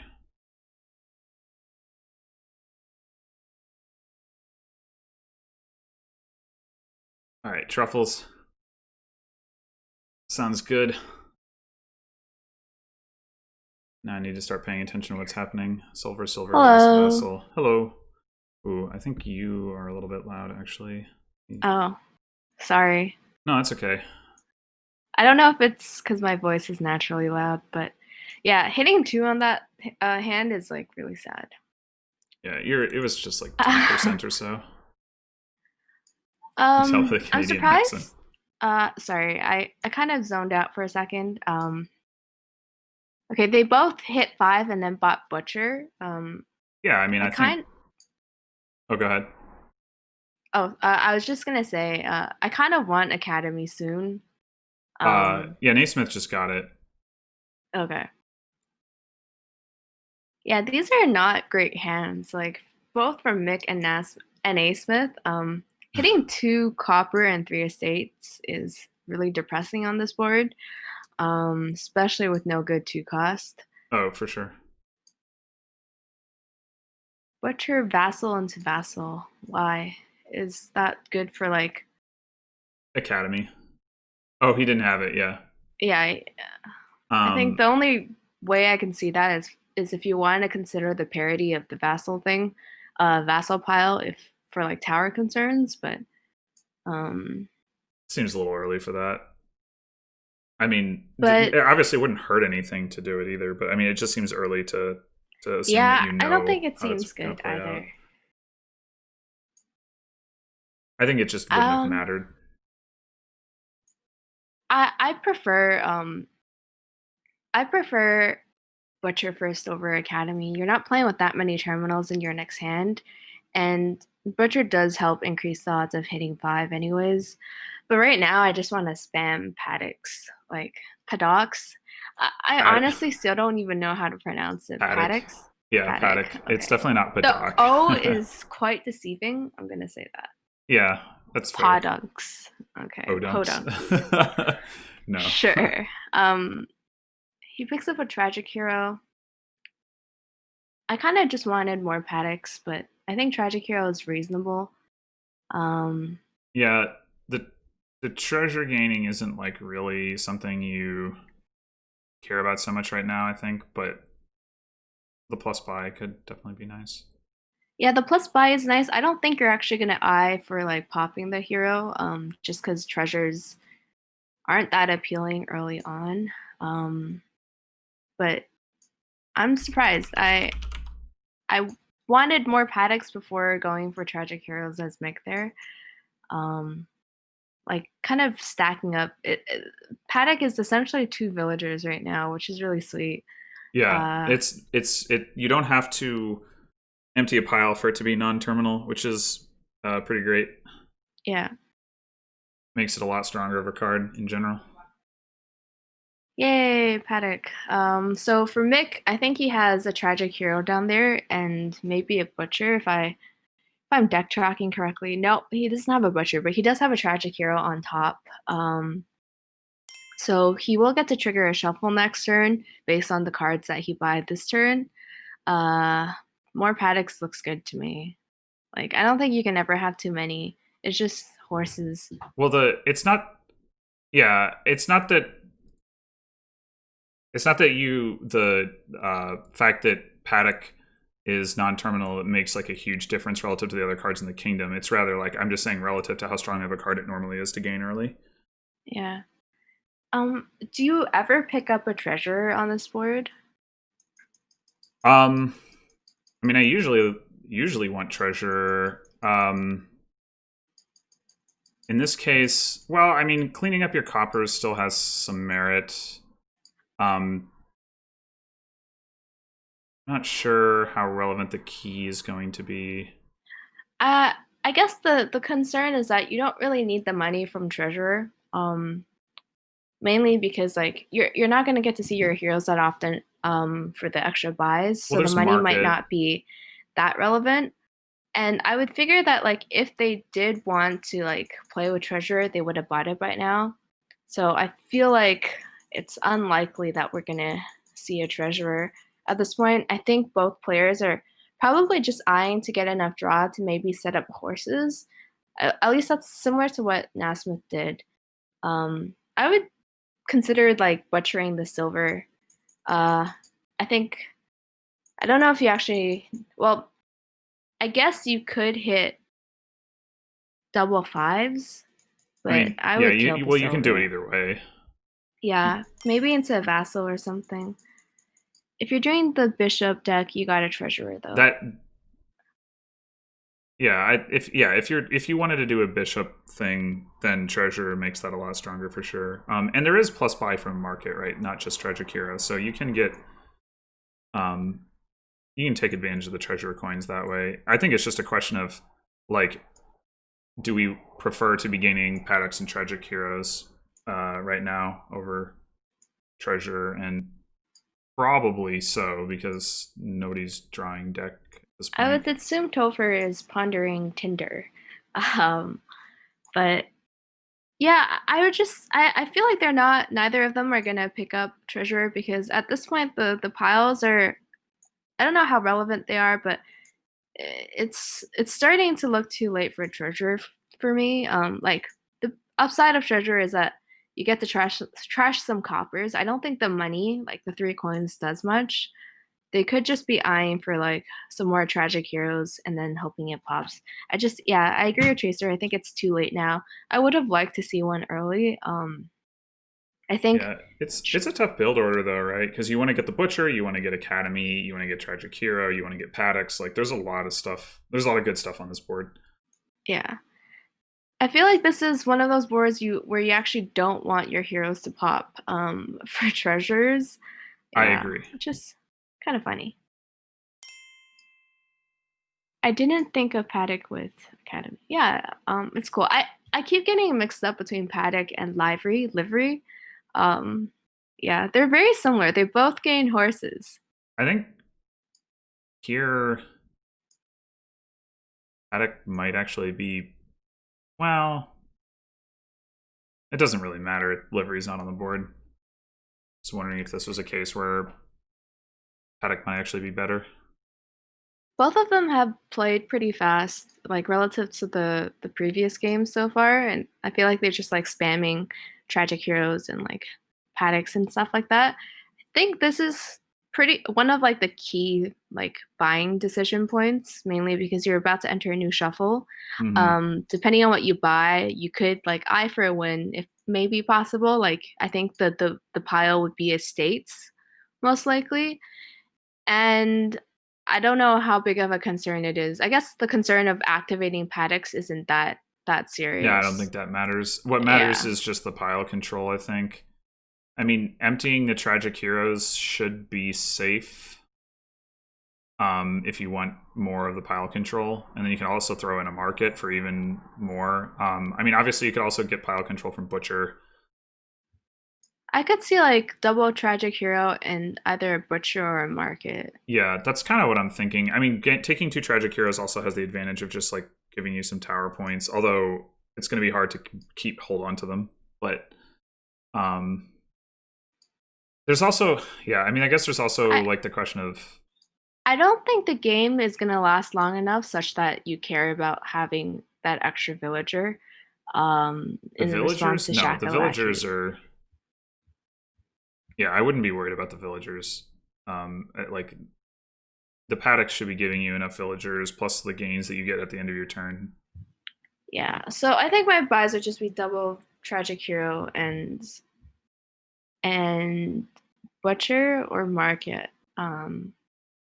Both seem okay to me. I mean, if you're worried about popping your tragic heroes, that's actually potentially an argument for butcher over market because Yeah, you actually get reduce your hand size. But I don't know how worried they are about that. I mean, if you're eyeing just to win, anyways, on your next shuffle, you might not worry about keeping your tragic heroes, Right. assuming that like the 8 estates or whatever pile that you empty is gonna be enough to compensate for the lost like tower points from the tragic hero. Yeah. I don't think I would take the treasurer. I feel like there's no upside of taking the treasurer over like market or butcher.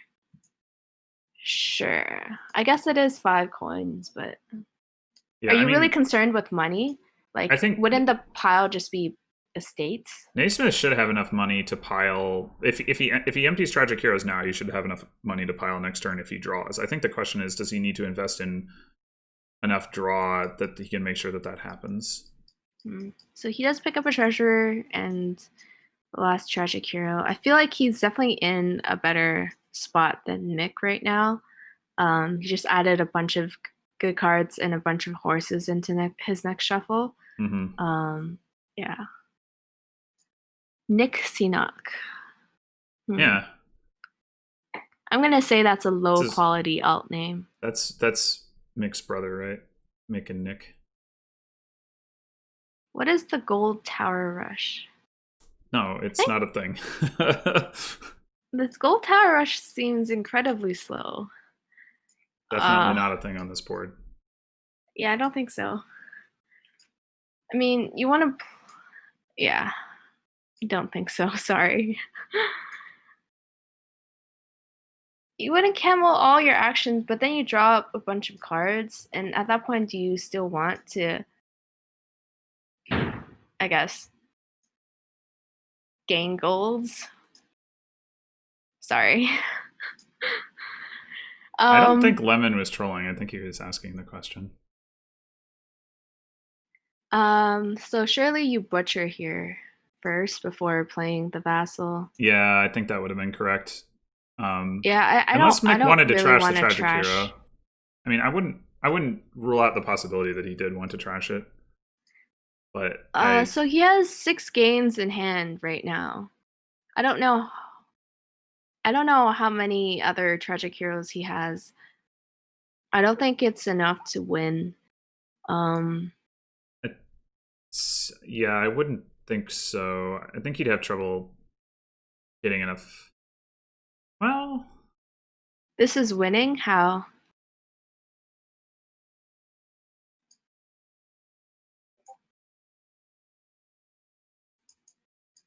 I guess I was responding. Yeah, they're talking about the gold thing. Micah. So, I think. Yeah, I think Mick. I mean, he could butcher into another one of Tragic Hero, Vassal, presumably Tragic Hero, if he wanted to go for a pile out right now. I just don't know that he quite is going to have enough money. Actually, he can't butcher into Tragic Hero. He doesn't have any coffers. I feel like he definitely. Well, he can butcher the horse, but he can't save these heroes now. I don't think he can get enough pies to pile, is what I'll say. I don't know what's down there. Probably some coppers, given that we haven't seen that many coppers in play. Vassal has only discarded 1 copper. So you're looking at at least 4 coppers in the last 8 cards. Well, I mean, at most 4 coppers, right? What?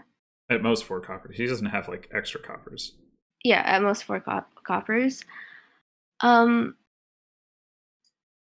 Wouldn't Harem be easier to pile than Paddock?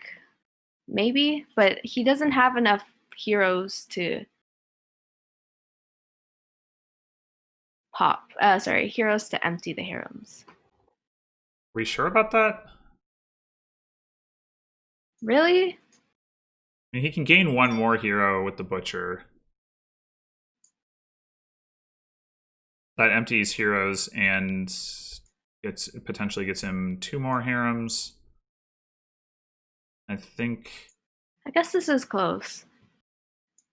Well, that depends if he can draw the last... He does have a couple horses in hand, of course. I don't know how many horses he has in total. He has definitely a Paddock down there. Maybe 2. Let's see how many horses Nasmith has. There's 8 horses out right now. I would guess that it's roughly 4 and 4. I mean, I don't know for sure. So, yeah.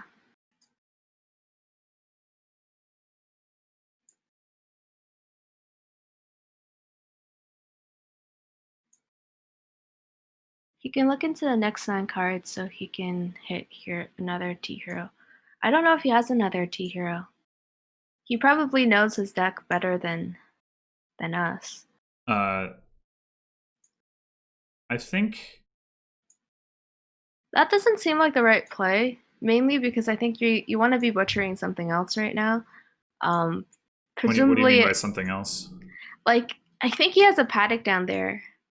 Oh, there's a hero down there? I mean, if he wants to gain another tragic hero, butchering horse to tragic hero makes some sense. Well, if you butcher something into a tragic hero, that's 2 gains instead of 1 for vassal, right? Because playing your tragic hero, you pop it for a harem, so that's emptying 2 cards from the supply.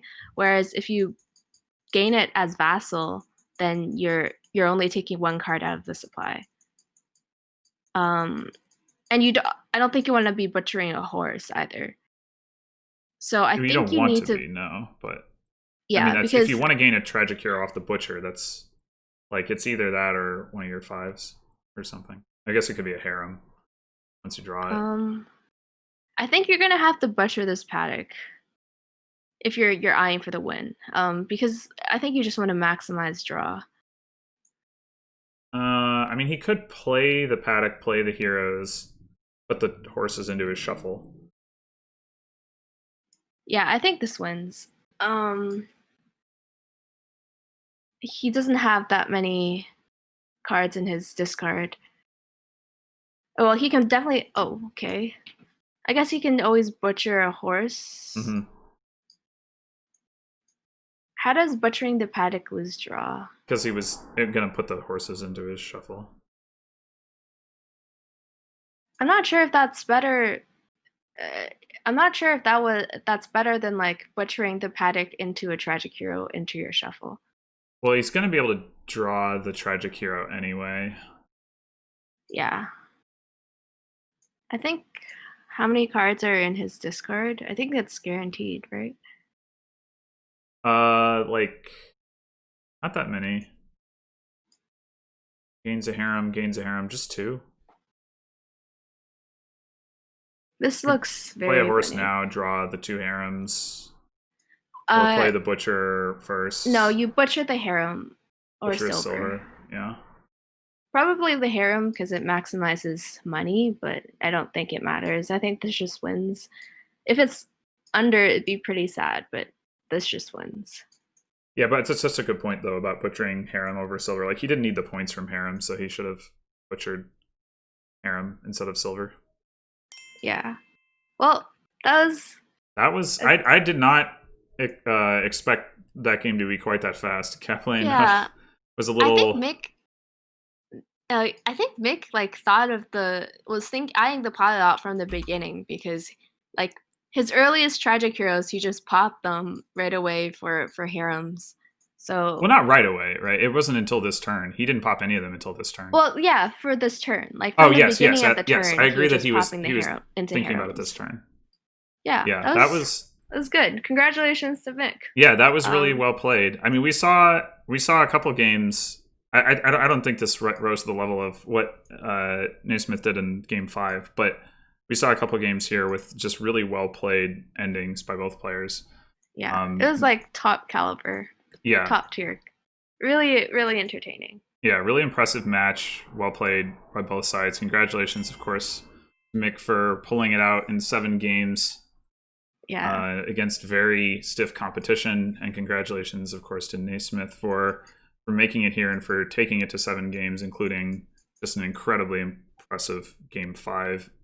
Yeah, like they both had some really, really like clean, smooth play. Like I would say, very close to optimal play. Like it was just really elegant, I think. Yeah, the only real mistake that we were calling out earlier in the match was the horse traders discards in Game 5 to set up top decking horses, and even that, I mean, that's pretty it was a pretty complex port, obviously, and so it was like not like a huge oversight, but there were some opportunities to discard those instead of green cards, and then include that in the top decking along with the horses gained from Slay. But yeah, I mean, that was most everything else. I think they both played very, very well. Obviously, they didn't take the same line in every game, so you could maybe say, well, like this line was better in this game, or that line was better in that game. But sometimes there is no right answer to that anyway. Yeah. Well, thanks for letting me join you in the last moment. No problem. And congrats to Mick. Yeah. Bye. All right. Well, hope everybody enjoyed this, and I'm sure we will be seeing the two of them again in league finals and or other tournament finals. So check those out when you've got the chance if you enjoyed this. Thanks for watching, and until the next time.